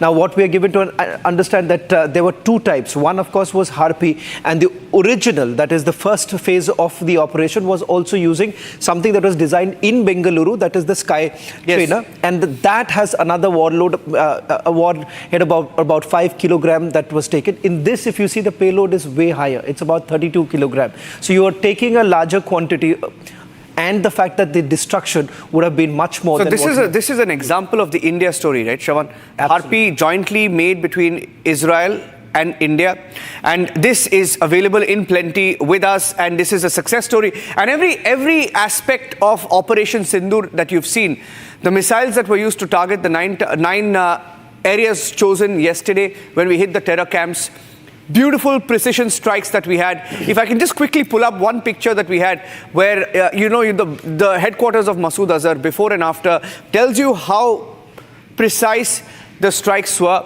And while we do that, let's also get you some breaking news. There is a breaking news update that we have from Bangladesh. I want Shravan to give us that breaking news update. Let's break that next. That was the next breaking news update we had. Bangladesh falling in line. Shravan, this is very unprecedented.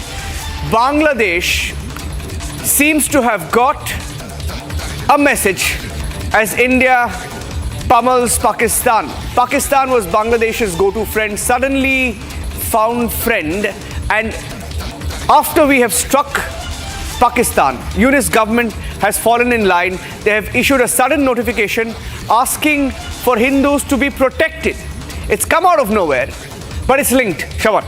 Well, in fact, there is growing pressure right now. One coming in from the radicals inside Bangladesh, because remember, there were certain measures that the Yunus government essentially wanted to take, bringing in more women workforce, and that has been completely, something that has not gone down well with the radicals who have been controlling Yunus. Now, it turns out that with the change in the US administration there have been certain directives that have been given to the Yunus government, and it turns out that a panicked, worried Bangladesh is basically responding to what India has been saying for a very long time, the protection of minorities. Now, this notification basically brings in that change, which something that they had ignored all this while, saying that this was a figment of our imagination. And there are terror groups even in Bangladesh. We know that there are elements in Bangladesh which are radical extremist elements in Bangladesh, and the precision strikes are a clear message to Bangladesh, which has lately been acting as a proxy for both Pakistan and also China. And that is why they seem to be somewhat in a shock. Well, there are a series of meetings that have actually taken place. Before the precision strikes that took place in Pakistan, you've had Pakistan basically sending members of their ISI, having a meeting that took place in Dhaka. The second thing that happened was you've had their foreign ministers actually coming together, having a meeting on what possibly could be the next steps. So that is the reason why this proximity between Bangladesh and Pakistan was only growing. But it turns out that Yunus has actually realized that coming closer to Pakistan would only mean doomsday for Bangladesh. Absolutely. And Shawan, thank you for joining us on this breaking news edition of This Is Exclusive. We'll take a short break now, ladies and gentlemen, but our coverage of Operation Sindoor 2 is non-stop. We are going live immediately after this commercial break. We have headlines and the big debate with Arnab coming up. Stay tuned and thanks for watching.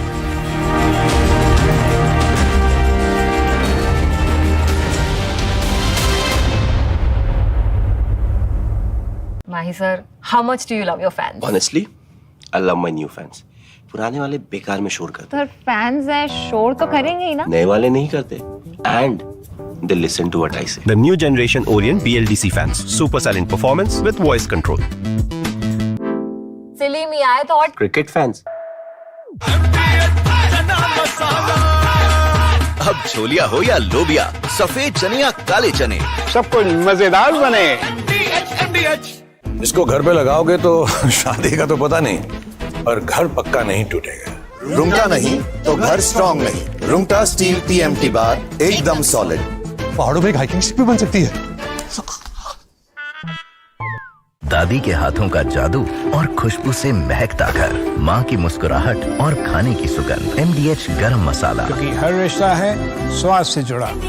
Pakistani और India ने जंग शुरू कर दी है. अभी Bahawalpur city के अंदर मौलाना मसूद अजहर साहब के जो है मदरसा है, उसके ऊपर 4 मिसाइल दिए गए हैं. 4 मिसाइलों के साथ हमला किया गया है. मौलाना मसूद अजहर साहब के मदरसे के ऊपर अपनी अफवाज पाकिस्तान के साथ खड़े हैं. लेकिन मेरा सवाल है कि हमारी एजेंसीज कहाँ सोई हुई थी, हमारी अफवाज पाकिस्तान कहाँ सोई हुई थी जब ये हमला हुआ. मुजफ्फराबाद की भी खबर आ रही है कि मुजफ्फराबाद वाली साइड पे भी अटैक हुआ है. लेकिन सबसे पहले मेरे बहावलपुर सिटी के अंदर अटैक हुआ है. ब्लास्टिक मिसाइल के साथ उन्होंने हमला किया. मौलाना मसूद अजहर साहब के मदरसे के ऊपर 4 मिसाइल मारे गए हैं. अभी ये कहना कबल है कि गोया कितनी सच्चाई है इस खबर के अंदर, किस साइड से ये मिसाइल आए हैं, ये अभी कंफर्म होना बाकी है. लेकिन ये कंफर्म न्यूज़ है कि उनके मदरसे के ऊपर 4 मिसाइल मारे गए हैं.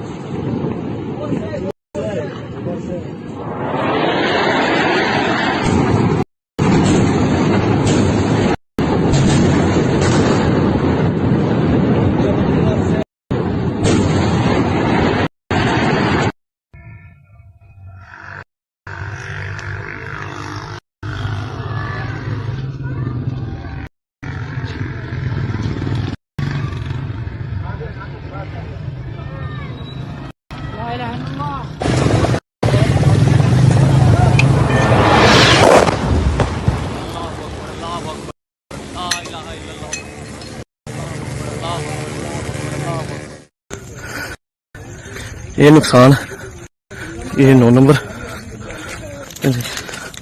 ये मस्जिद तैयबा मरकज उमरकरा के अंदर ये नुकसान है।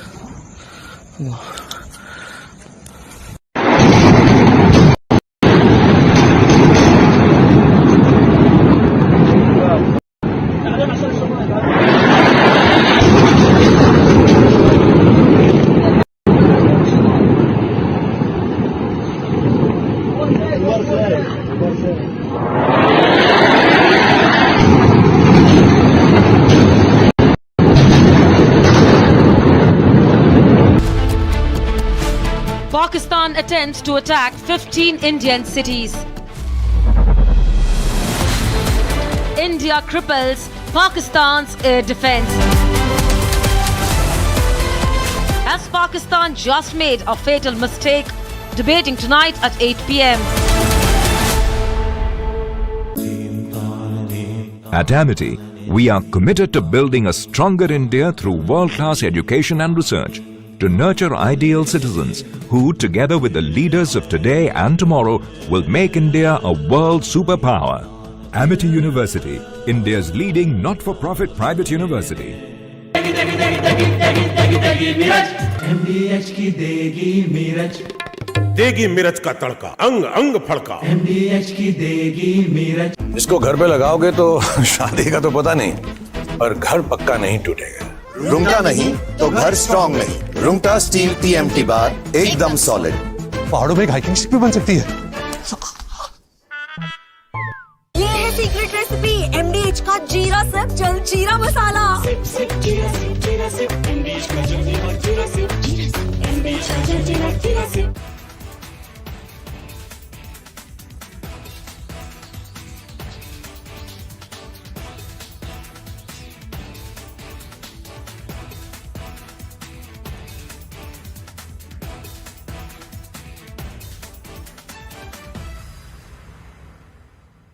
Unlike in 2019 when we had hit Balakot, which was in the wilderness, and Pakistan got an excuse to say that nothing had been damaged or killed, that we had only killed some crows and pigeons and sparrows.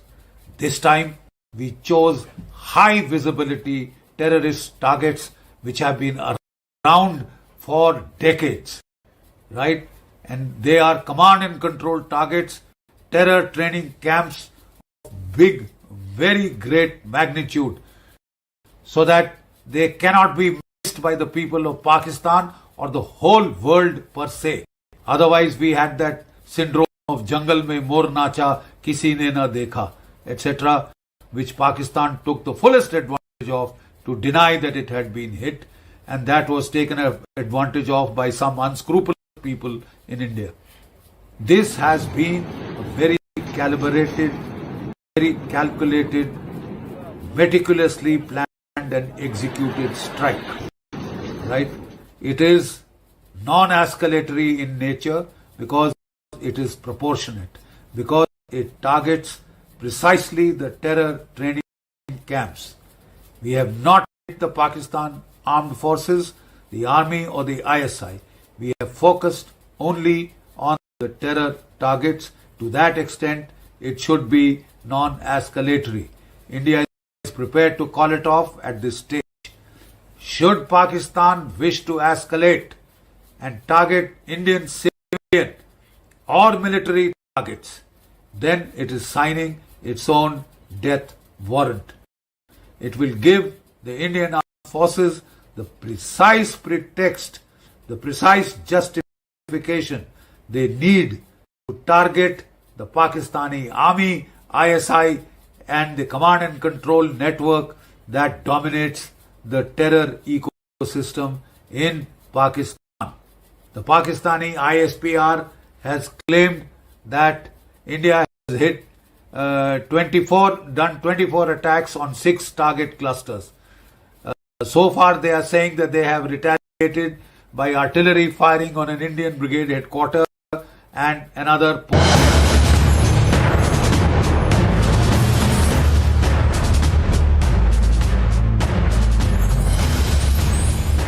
Pakistan's terror facade is crumbling. The mask is off. Tonight we bring you the unvarnished truth about India's surgical strikes against Pakistan's terror infrastructure. National Security Advisor Ajit Doval's master plan behind Operation Sindoor. Join us as we dissect the precision strikes that took out over 90 terrorists, including key figures like Qari Muhammad Iqbal, with India's military by taking out 9 key terror camps, eliminating over 100 terrorists. The message is loud and clear. The era of impunity is over. I'm Shavan Sen and this is Forces First.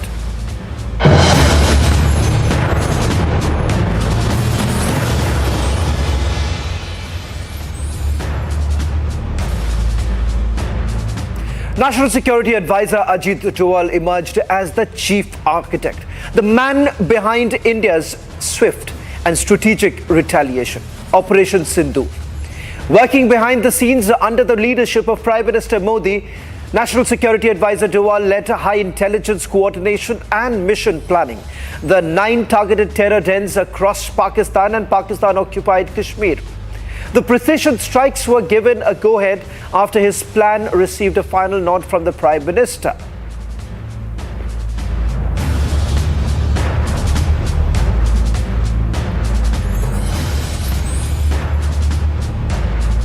It is said that when he speaks, it's intelligence, but when he is silent, it's war. And that's exactly what happened. National Security Advisor Ajit Doval, the man who sits at the helm of India's national security architecture, kept mum all through these days since the Pahalgam terror attack. No speaking, no addressing, not seen in meetings beyond the 2 Cabinet Committee on Security meetings that took place, in where he played an active role, briefing the Prime Minister about what were the possibilities, what were the options. Remember, the first CCS took place on April 23, a day after the dastardly Pahalgam terror attack, where the NSA was seen animatedly explaining to the Prime Minister what all had happened and what had to be done or could be done. Prime Minister gave the brief to the CCS that they should come back with clear options. The national security team, led by Ajit Doval, and of course, which includes the Chief of Defence Staff, the 3 service chiefs of the Army, Navy, Air Force, and of course the other agencies which play a crucial role in information gathering. The Research and Analysis Wing, RAW as it is called, India's External Intelligence Agency, the IB which takes care of intelligence within, the NTRO which is a crucial arm of RAW which gathers TACINT, which is technological intelligence, and of course ISRO, which gathers satellite data. Everyone was involved, including the BSF, because they have ground intelligence along the border, because they are the active force in peacetime along India's international border. And that's where all the data gathering began, information gathering began, validation of whatever intelligence that agencies already had begun. And by the time the second CCS happened on April 29, the plan was in place. The options were in place for the Prime Minister to give a go-ahead, which he did, following which he made a address where he said that a free hand had been given to forces to avenge the Pahalgam terror attack. And that's when the contours of Operation Sindoor started taking shape. So obviously no one would speak and this never happens. But then you saw, in terms of those hints coming in of the policy of hot pursuit, about which Prime Minister spoke while he was in Bihar, that India is going to chase the perpetrators of Pahalgam terror attack till the end of the earth, as also target the soil from which those attacks emanated. Message was clear that India yet again would go after Pakistan, its terror proxies, and all the infrastructure that operates from Pakistani soil. Operation Sindoor was essentially about collating all data, gathering all intelligence, connecting the dots, and then zeroing down on specific targets, the organizations, the individuals, the places, the locations, everything intelligence based and not in any manner indiscriminate. And that really lends value and a moral cover to the operation that India has carried out by way of Operation Sindoor. It was carried out in a manner that Pakistan was clearly foxed. So be it India's mobilization of its naval force and carrying out of live fire exercises in the Arabian Sea with great numbers of warships mobilized, be it India's air exercises that were carried out in the central sector, giving Pakistan some confusion about what all India was up to while the borders remained silent. And the reason why the borders were silent were because the army was carrying out a plan. The targets were to be hit with kamikaze drones and with the beyond visual range missiles of the Indian Air Force, and no crossing of the border or the LOC. Those targets were hit, and how? Look at the pictures that have come in that give you an idea of the kind of precision with which the Operation Sindoor has been executed. Those pictures that were shared by India with the rest of the world in that press briefing by the Ministry of Defense and Ministry of External Affairs. Behind all this was the man and the mind of that man, National Security Advisor Ajit Doval, who was up all night. And the moment the operation was executed, he was working the phones to give a diplomatic edge to India, speaking to as many as dozen odd national security advisors of these nations, his respective counterparts from the United States, from the United Kingdom, from Japan to South Korea, France, and of course, crucially, Saudi Arabia and the United Arab Emirates in West Asia. NSA Doval then, of course, readied for a briefing of the Cabinet Committee on Security, the third one, in which success was announced, following which, of course, Prime Minister in the Cabinet congratulated our armed forces. That's how Operation Sindoor was executed, in complete silence, with great resolve, and of course, the wherewithal and the superior competence of India's armed forces, and more crucially, our security intelligence apparatus held by National Security Advisor Ajit Doval. India strikes back with Operation Sindoor, targeting 9 terror camps in Pakistan-occupied Kashmir in response to the Pahalgam terror attack. Over 100 terrorists killed, including Qari Mohammad Iqbal, a key figure in the Pulwama attack. Precision missile strikes from Indian airspace hit camps like Kotli, exposing Pakistan's backing of terror. Take a look.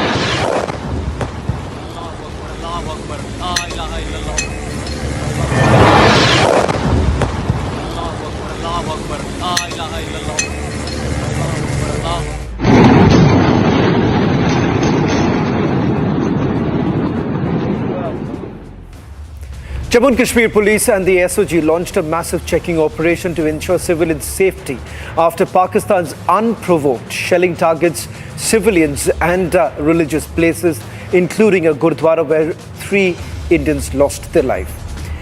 Relief assistance is being provided to affected civilians as authorities work to prevent further harm. Here's a report by my colleague Harsha. Strict and continuously after yesterday when the Operation Sindoor was carried out, 100% strike, precision strike was carried out at the Pakistan 9 targets of the terrorist camps, and right now we see that the SOG and the Jammu and Kashmir police is right now carrying out the search and the march at several places. Right now what we see in the picture is the madrasa where the police official along with the SOG team have reached, and there's the visuals on our screen where we can see that the intensified search is being carried out, because this becomes very much important after what happened yesterday along the LOC in the Poonch region. There were several places which were targeted by Pakistan. The civilians were targeted and the religious places was also targeted, from temple, Gurdwara, madrasas and masjid. Several places were on the target of the Pakistan army, and that is the reason in the Poonch area 4-6 in the Gurdwara have lost their lives and several civilians were also injured.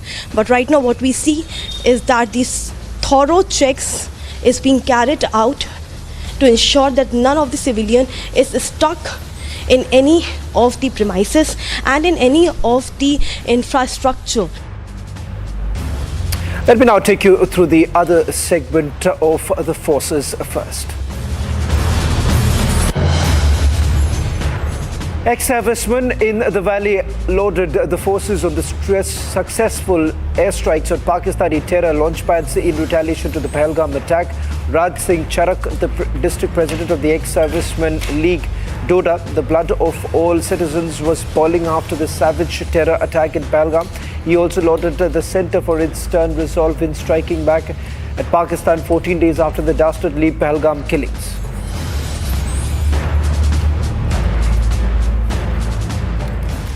India's air defence capabilities took centre stage late Wednesday night as Indian Air Force's S-400 Sudarshan Chakra air defence missile systems played a decisive role in thwarting a Pakistani attempt to escalate hostilities by targeting Indian cities. Following the engagement, the projectiles were neutralised by the integrated counter-UAS grid and air defence systems. Assam Rifles intercepted 2 Swift Desire vehicles suspected of trafficking contraband from Moreh to Imphal. During the operation, the forces recovered 19 soap cases containing suspected heroin, approximately 205 grams valued at 82 lakh rupees. One individual is apprehended and both the seized narcotics and the suspect were handed over to Tengunapal police for further investigation. In a major crackdown in the war against drugs in Punjab, the counterintelligence unit of Firozpur conducted 2 swift operations dismantling a cross-border narco-smuggling network and apprehending 3 smugglers.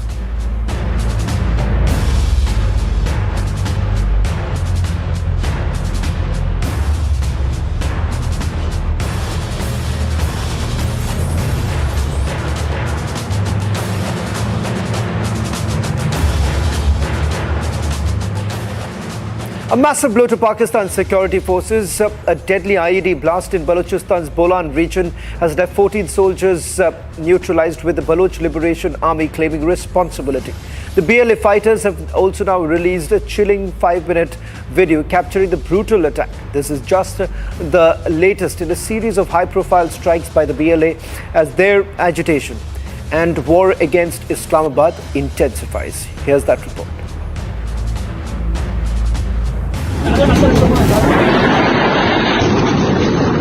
It's caught on camera how Pakistani soldiers were blown to bits.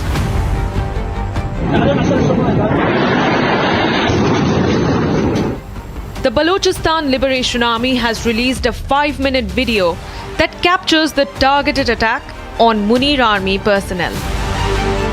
The clip first captures 12 Pakistani Army officials conducting drills for route clearance. And minutes later, a white van carrying the soldiers are blown apart in a massive IED explosion in the Machkund area of Bolan. The Bolan blast is the latest in a spate of targeted attacks carried out by the BLA against Pakistan's forces. Pakistan is grappling with rising internal turmoil, with the Baloch Liberation Army seeking freedom. And the uprising is such that the BLA rebels are up in arms against the Shehbaz Sharif government. 22 Pakistani soldiers were killed in Turbat after a face-off with the BLA. 4 guards of the former Home Minister of Balochistan, who the BLA claims has now turned into a proxy for Islamabad, were gunned down. And back in March, the BLA hijacked the Jafar Express passenger train, killing 60+ Pakistani soldiers and taking 300 others into hostage.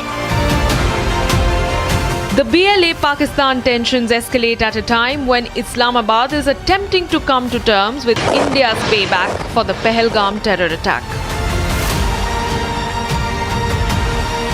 And with a rising crisis at its western border, Pakistan has completely lost the plot. Well, let me also once again take you through the another segment on forces first.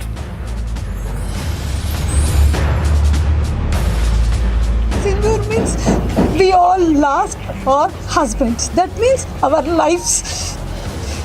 One way I should thank to Modi that we are so innocent people. They saw Modi on us. So Modi also owned us and took this revenge on them. We are expecting more. We are thinking that this is a beginning, and definitely Modi ji government will make it more like impacting the economy of the Pakistan, and definitely there should not be any terrorist attack in future in India. They definitely need to get afraid to at least kill one person in India. So that way the impact should be there. I think still we are thinking that this is only a starting for today, and definitely we are going to continue to exactly fight along with the Pakistan. Good news heard by the entire nation, that is attack on Pakistan, particularly where the terrorists, where they hidden in Pakistan and POK, all hidden places. मर जाता तो बेहतर होता। जब तू वहां मार रहा था तब क्या था? लोगों को बेगुनाह लोगों का कत्ल कर रहा था, लोगों को उकसा करके यहाँ भेज करके आतंकवादी घटनाएं करा रहा था। तब क्या था? जब किसी के बच्चे नहीं मर रहे थे। उनके दिल का दर्द का एहसास आज होगा ना, जब अपने गए हैं तब एहसास हो रहा है कि मौत का दर्द क्या होता है, या सिर्फ दूसरों को मौत परोसना जानते हैं। पूरे हिंदुस्तान को गर्व है अपनी आर्मी में, अपने डिफेंस सिस्टम में, पर साथ ही साथ पाकिस्तान जो है अपनी हरकतों से बाज नहीं आ रहा है। ऐसा समझ आ रहा है कि लगातार जो कायराना हरकतें हैं, कभी नहीं थे जो हमारे नागरिक हैं उनको पहलगाम में उनको शहीद किया, और अब और कुछ नहीं बच रहा। पाकिस्तान की इतनी हालत नहीं, इतनी हिम्मत नहीं कि इंडियन आर्मी से डायरेक्ट फाइट करे। They're all terrorists. The aim of the terrorist to eliminate the terrorist. The terrorist problem is not only the problem of India, it is a problem of the world. Wherever terrorism is there, all the countries must unite and see to it terrorism must be eliminated. Pakistan's terror empire is in ruins. India's Operation Sindoor delivered a crushing blow to the terrorist infrastructure. The visuals are a testament to India's resolve to take on terrorism head-on. Pakistan's ability to harbour, nurture terror has been severely compromised. The era of impunity is completely over. Watch this on your screens. On the other side, we'll be back with the debate with Arnab.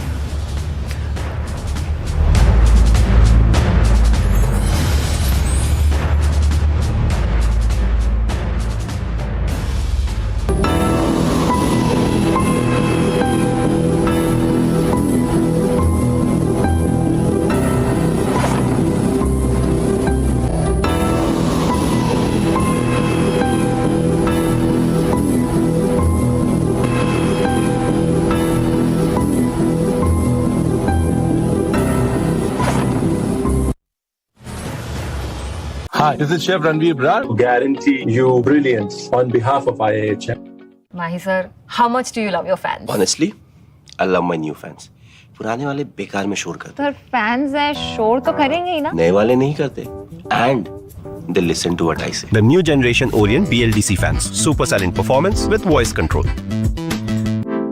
सिली मियाँ तो और Cricket fans. MDH की हल्दी मिर्ची धनिया करे कमाल ये रंग दे ये खुशबू दे ये तीखा ये कम पड़े क्या निराला MDH मसाला इसको घर पे लगाओगे तो शादी का तो पता नहीं पर घर पक्का नहीं टूटेगा रुंगटा नहीं तो घर स्ट्रॉन्ग नहीं रुंगटा स्टील TMT बार एकदम सॉलिड पहाड़ों में हाइकिंग शिप भी बन सकती है आधे बाउल दही में 4 चम्मच MDH चटनी पुदीना मसाला डाला स्टर करो पुदीना चटनी तैयार MDH चटनी पुदीना मसाला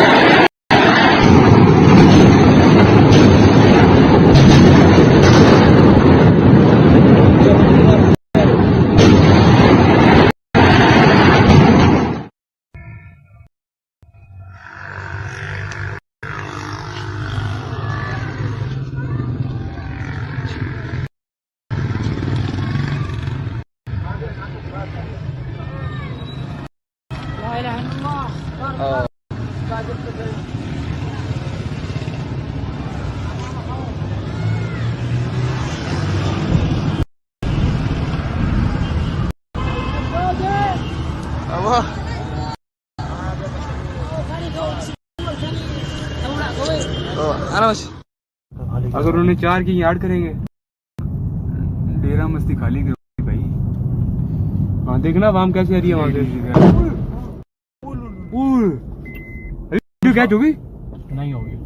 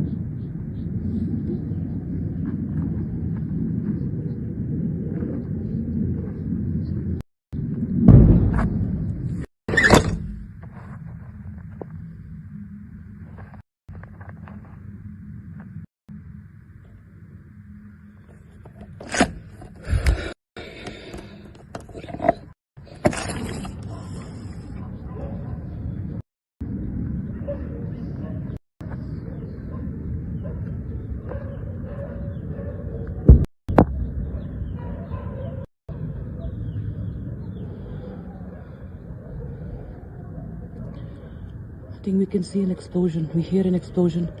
Jets here, jets hovering right in Srinagar, and we saw We can actually smell some smoke, and the sky at one part became red. There was an explosion sound, very much visible. Seems there is panic across the border. So we report from Srinagar right now.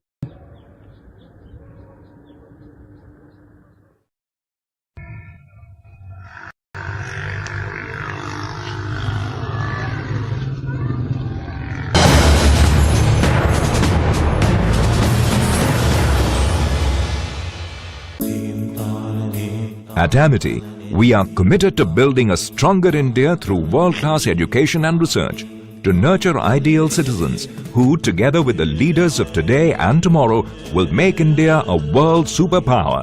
Amity University, India's leading not-for-profit private university. अब छोलिया हो या लोबिया, सफेद चने या काले चने, सब कुछ मजेदार बने।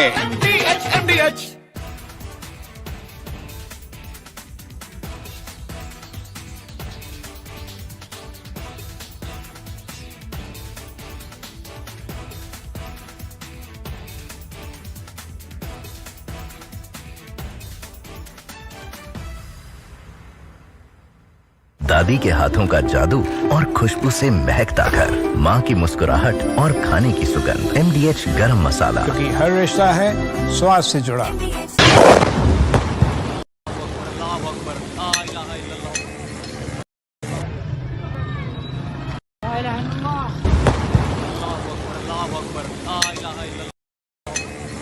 Of different weapon systems, because you cannot risk putting all eggs in one basket. ये मस्जिद तैयबा मरकज उमरकरा के अंदर ये नुकसान है। Not risk putting all eggs in one basket.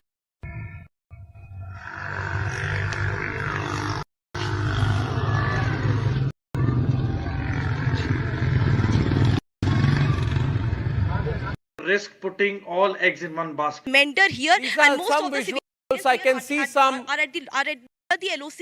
No. This is a long shot. I can see in the sky there's somebody who shot something to light.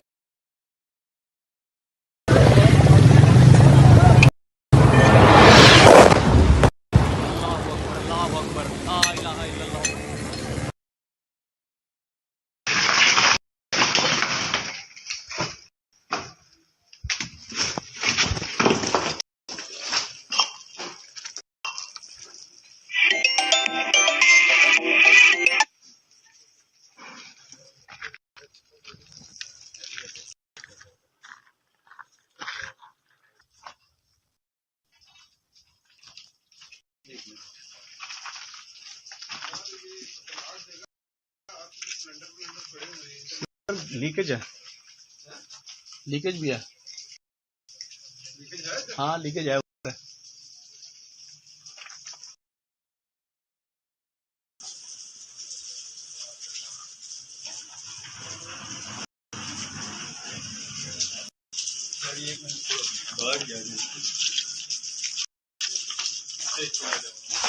आ गया, मेरे पीछे नजर आवा, पीछे दूर।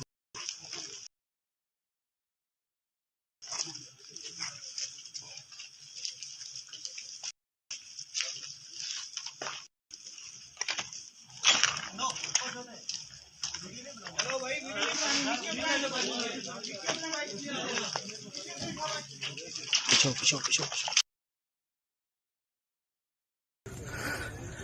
ये नुकसान, ये 9 number.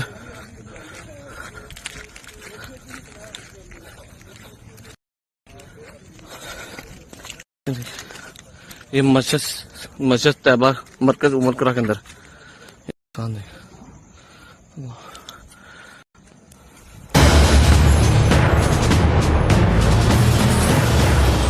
Mahi sir, how much do you love your fans? Honestly, I love my new fans. पुराने वाले बेकार में शोर करते सर फैंस हैं, शोर तो करेंगे ही ना। नए वाले नहीं करते and they listen to what I say. The new generation Orient BLDC fans. Super silent performance with voice control. Silly me, I thought Cricket fans. Hi, this is Chef Ranveer Brar. Guarantee you brilliance on behalf of IIHM. MDH की हल्दी मिर्ची धनिया करे कमाल, ये रंग दे, ये खुशबू दे, ये तीखा, ये कम पड़े, क्या निराला MDH मसाला। क्या हो गया भाई? वो भैया आपसे सीखकर म्यूचुअल फंड्स में SIP शुरू की थी, लेकिन कभी कभी अपडेट्स देखकर मेरा मन भटकने लगता है। अरे अपने मन को बोल, म्यूचुअल फंड्स टिके रहने का गेम है। मतलब SIP चालू रखूं? सुन, ये लिफ्ट जब ऊपर नीचे जाती है तो तू निकल जाता है। नहीं भैया, यही तो सही मंजिल तक ले जाती है। तो बस म्यूचुअल फंड्स का भी यही है, दूर की सोचेगा और डटे रहेगा तो तू भी अपने सपनों के पास पहुंच सकता है। हाँ बिल्कुल आपकी तरह। सही है। म्यूचुअल फंड निवेश बाजार जोखिमों के अधीन है। योजना से जुड़े सभी दस्तावेजों को ध्यान से पढ़ें। ये है सीक्रेट रेसिपी MDH का जीरा सिर्फ जल जीरा मसाला।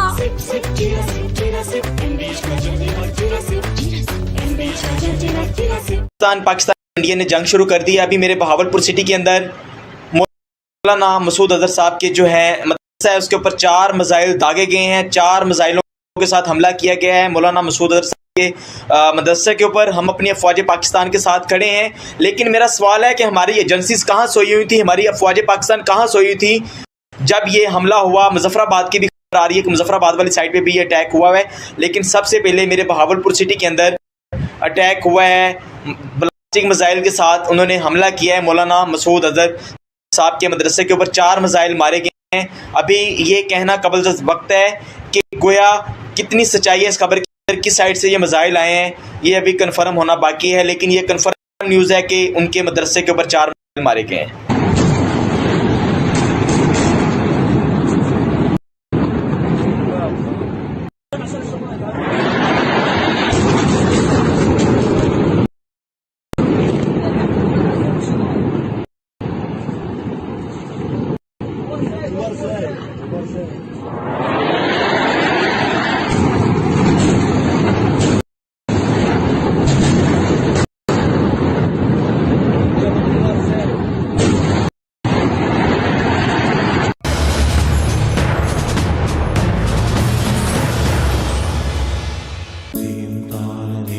At Amity, we are committed to building a stronger India through world-class education and research to nurture ideal citizens who, together with the leaders of today and tomorrow, will make India a world superpower.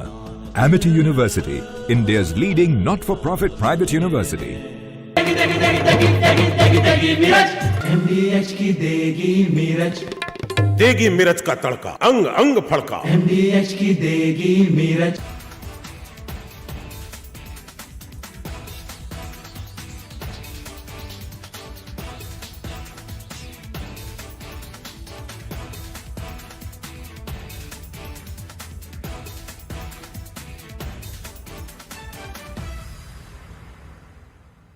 Unlike in 2019 when we had hit Balakot, which was in the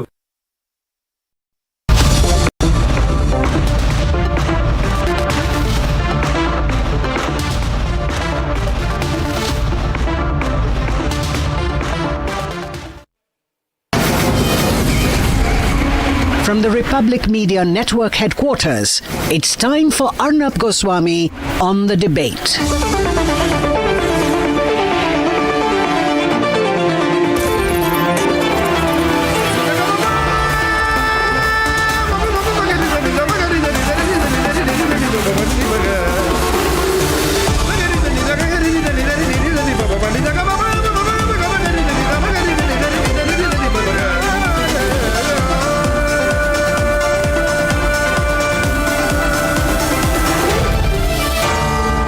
Arnab Goswami on the debate.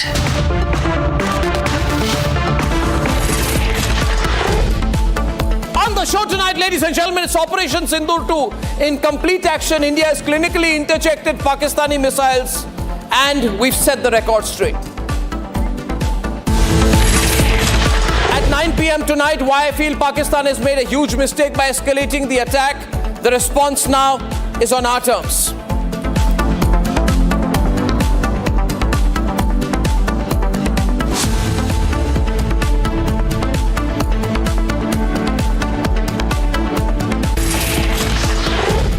Ladies and gentlemen, good evening and welcome. I just want to begin by saying that this Sindoor 2 operation which has started is entirely and totally because of Pakistan's decision to escalate the conflict. We didn't want to escalate, but they escalated it. And they escalated it by, in the stealth of darkness, early this morning, they tried to carry out an attack on 15 Indian towns and cities. They wanted to attack civilians. They wanted to kill millions of Indians. And therefore, we have to set the record straight. Viewers, the places where they tried to target, and these are the visuals of the interceptions. The Pakistani missiles were intercepted in various areas. That particular visual is over Amritsar, where they tried to attack Amritsar. And they wanted to attack Avantipura, Srinagar, Jammu, Pathankot, Amritsar, Kapurthala, Jalandhar, Ludhiana, Adampur, Bhatinda, Chandigarh, Nal, Falodi, Uttarlai and Bhuj in Gujarat. They were trying to attack all these Indian locations using drones and missiles, and these are the visuals of the debris which has been collected in various parts. These are missile debris, projectile debris, and found in open fields. Some of these visuals are from Punjab's Amritsar. This is not social media news. This is factual, ground-based reporting. Our reporter Vivek was reporting from Ground Zero and sent us these visuals. All of these interceptions that we have done is because of a very effective system called the S-400 missile system. Not a single projectile from Pakistan landed on target, thankfully, and they were all intercepted by the system which is called the Sudarshan Chakra defense system, which is the S-400 Sudarshan Chakra defense system. This is like Israel's Iron Dome in a way. It can track missiles from about 600 kilometers away and intercept these missiles within a 400-kilometer range. This is a Russian-based system, and it's a fantastic system and a beautiful system. Now, we were compelled to target and attack Pakistan back. The visuals from Pakistan from very early this morning show visuals from different cities in Pakistan getting attacked by India. Now, these attacks by India are not on civilian locations. They are not on military installations. They are not on civilian targets. These are not on hospitals. These are on air defense systems of Pakistan. We have targeted the air defense systems, the air defense radars and systems in various number of locations in Pakistan, and we have done so publicly. Pakistanis have been recording the Indian attacks. We have attacked Gujranwala. We have attacked Chakwal, we have attacked Chor, we have attacked Atak, but most importantly, we have attacked Karachi, we have attacked Bahawalpur, and we have attacked Rawalpindi. The air defense systems in these places are now severely damaged, and Pakistan is very, very vulnerable. If we choose to attack, we can clearly attack them extremely hard. It's therefore natural to be scared. We had videos of Pakistani YouTubers. I don't know if we can play that particular video. There was a video of a Pakistani YouTuber where he said, how is it that when India attacks, then we are totally, our systems don't intercept them. But when we attack, then the Indians can intercept every single system of theirs. Well, the reason is because we have the Sudarshan Chakra system. They have nothing that is comparative. In the Pakistan Assembly today, some politicians stood up and they started crying.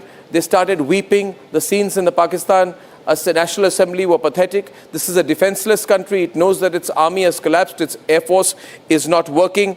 And therefore, they were saying, may Allah help us. They're now turning to God. But the visual that I want to play that soundbite of that YouTuber, which is very, very revealing. Let's play the soundbite where he questions why Pakistan's air defense systems don't work. कल रात India ने पाकिस्तान के ऊपर 24 missile हमले किए और हैरानगी की बात यह है कि तकरीबन सारे मिसाइल अपने टारगेट के ऊपर जाके लगे। इंडिया ने जो टारगेट सेट किया हुआ था, इंडिया ने वो टारगेट अचीव किया। और इससे बढ़ के हैरानगी की बात यह है कि पाकिस्तान का दिफाई निजाम, हमारा डिफेंस सिस्टम एक भी मिसाइल को इंटरसेप्ट नहीं कर सकते, एक भी मिसाइल को हम रोक नहीं सकते। सारे हमले हम रोकने में नाकाम रहे। एग्जैक्ट जो इंडिया ने टारगेट अचीव करना था वो अचीव किया है। वो जो कहते हैं ना कि इंडिया ने घुस के मारना था, इंडिया ने वाकई घुस के मारा और हम उसके मिसाइलों को रोक नहीं सके। ये हकीकत है। दूसरी अफवाहें ये फैलाई जा रही थी, सारी रात को पाकिस्तानी मीडिया लगा हुआ था, सोशल मीडिया के ऊपर तमाम झूठ पॉलिसी लगे हुए थे। वो पाकिस्तान ने इंडिया के जहाज गिरा दी हैं। वो सारी पिक्चर्स मैंने देखी, कोई 8 महीने पुरानी है, कोई 3 साल पुरानी है। हमने इंडिया का वो जनरल हेडक्वार्टर गिरा दिया, पता नहीं क्या गिरा दिया। वो मैंने सर्च किया, वो भी फेक न्यूज फैलाई हुई है। Ladies and gentlemen, that's a Pakistani YouTuber, and he tells the story. He asks us relevant questions of his government. And then in the Pakistan National Assembly, there were terrible scenes where they all started crying. There was collecting weeping in the assembly, and they said, will God help us? Will Allah help us? And then one after the other, Pakistani senators were weeping and crying and asking, the ghost of Jinnah to come and help them. They were asking God to come and help them. And here is a clip. This particular man, for example, is a ex-Pakistan Army major who is now a senator. And just look at the body language. His name is Tahir Iqbal. तो इसलिए जनाब speaker ये बात waza कर देनी चाहिए, हमारी कौम यकजा है। मैं इन सब से कहूँगा कि मिल के चलो और अपने रब से रजू करो। रब काबा, हम तेरे आगे दरख्वास्त करते हैं, इस मुल्क की हिफाजत फरमाना जो तूने हमें अता किया है, और ये नबी सल्लल्लाहु अलैहि वसल्लम की दुआओं का है। आपने कायदे आज़म को इंग्लैंड में मुलाकात की, ख्वाब में आए और उनको कहा कि जाओ वापस और जाके पाकिस्तान का मामला हल करो। आप खान कलात को ख्वाब में आके ये हुक्म दिया कि तुमने पाकिस्तान की करना है, ये मुल्क बन के रहेगा और तुमने तो ये ऐसा बड़ा मौजज़ा है कि अल्लाह पाक ने ये हमें अता किया है और अल्लाह पाक इस मुल्क की हिफाजत फरमाएंगे। दुनिया में जहां भी देखें शायद हमारी कमी है, हम मजबूर हैं, हम गुनाहगार हैं, लेकिन रब्बे काबा हम तेरे हबीब के उम्मती हैं, खुदा का वास्ता हमसे रहम का मौला फरमा। आप चले जाएं, उधर फिलिस्तीन में चले जाएं, कश्मीर में चले जाएं, जहां भी जाएंगे मुसलमानों के साथ वो ऐसे हो रहा है जो हम सोच भी नहीं सकते। These are the kind of scenes that we've seen. These politicians so weak, they're running a weak government. Their army has been exposed. Nobody is there to help them. But the Pakistanis have no shame. They will continue to do this. I want to say send the next visual. There were about 50 senior army officers of the Pakistani army when the funeral was held at the headquarters of the Lashkar-e-Toiba. Can I play those visuals, please? When you see these visuals, you will see that there are about 50 army officers led by the Lashkar-e-Toiba. There is, after this, no question which can be asked of the military political establishment. The leaders, that is Masood Azhar's brother's coffin, which is carried in a Pakistani flag. Masood Azhar's brother, ladies and gentlemen, Rauf Azhar, his coffin is being carried. This is the man who was responsible for the parliament attacks, for the Pathankot attack, for the Bahawalpur strike, for the IC-814 hijack. This is his picture out there. He's the operational head of the Jaish-e-Mohammed. And when his coffin was being carried, it was carried by Pakistani soldiers, ladies and gentlemen, and it was wrapped in the Pakistani flag. So the whole Pakistani game is up. Viewers, I'll break this program up into two parts. I will first analyze right now, after this quick news report, what has happened, which led to the situation as of right now, which is Sindoor 2. And at 9 o'clock, I will discuss what could happen, whether there will be Sindoor 3 and Sindoor 4, and how far this can escalate.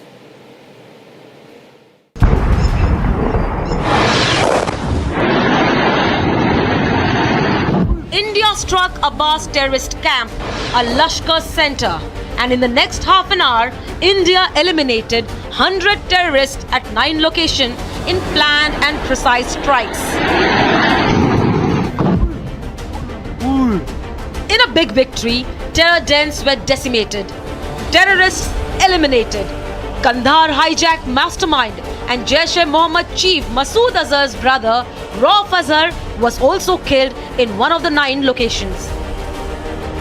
Pakistan in fact exposed itself by giving a state funeral to terrorists, and Pakistani army and ISI officials attended it. India put out an official statement detailing that Indian actions were measured, restrained and calibrated, and that no civilian site was targeted. Our intention has not been to escalate matters. We are only responding to the original escalation, as I said, and our response has been targeted, precise, controlled and measured. Only no military targets have been selected. Only terrorist infrastructure in Pakistan has been hit. While India carried out precision strikes on terror camps, Pakistan showed its true colors by attacking a Gurudwara in Poonch. I am in one of the Gurdwaras in the main bazaar of Poonch district. This is Gurdwara, this is a religious place, and how this place was targeted by Pakistan from the other side of the LOC. But in Pakistan, it was a state of confusion that persisted for their civilians to politicians. Pakistani और India ने जंग शुरू कर दी है। अभी मेरे Bahawalpur city के अंदर मौलाना मसूद अजहर साहब के जो है मदरसा है उसके ऊपर 4 मिसाइल दागे गए हैं। 4 मिसाइलों के साथ हमला किया गया है मौलाना मसूद अजहर साहब के मदरसा के ऊपर। हम अपनी अफवाज पाकिस्तान के साथ खड़े हैं। Pakistani politicians took the delusion to another level when they falsely claimed of shooting down Indian jets and quoted social media as a source of information.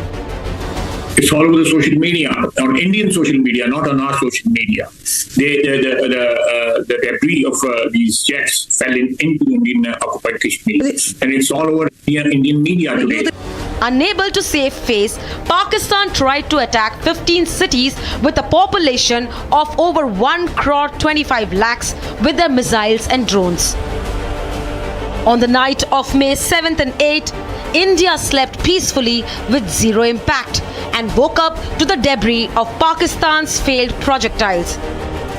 3 feet की इसकी लंबाई है और ये रात के 1:10 के आसपास ही गिरा हुआ है जब लगातार आवाज सुनाई गई थी धमाके की। उसके बाद पूरे शहर में, ग्रामीण इलाकों में, उसके अलावा पूरे शहर में ब्लैकआउट कर दिया गया था। रॉकेट लॉन्चर के जो पीस है वो मेरे घर के छत के ऊपर, वो जो आसपास के गांव के छत के ऊपर वो उसके टुकड़े मिले। पुलिस को कॉल की और पुलिस आई और वो जो जितने पुर्जे थे वो सारी रिकवर करके लेगी। तो सुबह से ही हमारे गाँव में, अमृतसर में वो दहशत का माहौल बना हुआ है। On your screen is the evidence of Pakistan's failed attempt. On the other hand, Pakistan woke up to complete chaos. There were reports of explosion, destruction, and fire. We said it, we did it. In the afternoon, Indian forces confirmed that Pakistan air defense system was decimated by India. India has demonstrated considerable restraint in its response. However, it must be said that the Indian armed forces are fully prepared to respond to Pakistani misadventures, if any, that will escalate this situation. India's S-400 Sudarshan Chakra air defense systems neutralized all targets moving towards India. Remember, just like the Rafales, S-400 was not available to Indian Air Force during the 2019 Balakot air strikes. Along with the beyond visual range capable missiles atop the Rafales, S-400 and Akash provided the kind of defense shield that helped IAF inflict costs on Pakistan and take down their air defense systems. India is clear. It's an ongoing operation. कुछ inquiries, कुछ informations मांगे हैं। रक्षा मंत्री ने कहा है कि ये ऑनगोइंग ऑपरेशन है, इसलिए पूरे एक घटना को अलग से ब्रीफिंग या अलग से उसको प्रेजेंटेशन करना सही नहीं है, क्योंकि घटना चल रहे हैं, आप सबको मालूम है, इसलिए उसको उस तरीके से ब्रीफिंग नहीं होते हैं। इसमें पॉलिटिकल पार्टीज का ब्रॉड कंसेंसस के लिए ये बैठक था। Fear has gripped Pakistan. Their politicians are already crying. दुनिया में जहां भी देखें शायद हमारी कमी है, हम मजबूर हैं, हम गुनाहगार हैं, लेकिन रब्बे काबा हम तेरे हबीब के उम्मती हैं, खुदा का वास्ता हमसे रहम कमल फरमा। India's action and communication is crystal clear. Our response was targeted and measured. It is not our intention to escalate the situation. However, if there are military attacks on us, there should be no doubt that it will be met with a very, very firm response. We have not escalated it. Pakistan has, and the terror nation must brace for response. India is hitting Pakistan hard and is going to unmask the TRF facade next. Pakistan is also home to a very large number of UN proscribed as well as UN proscribed terrorists, as well as terrorists proscribed by a number of other governments in the world. Operation Sindoor is not over. It is related to operational matters. It's been released by the Ministry of Defense.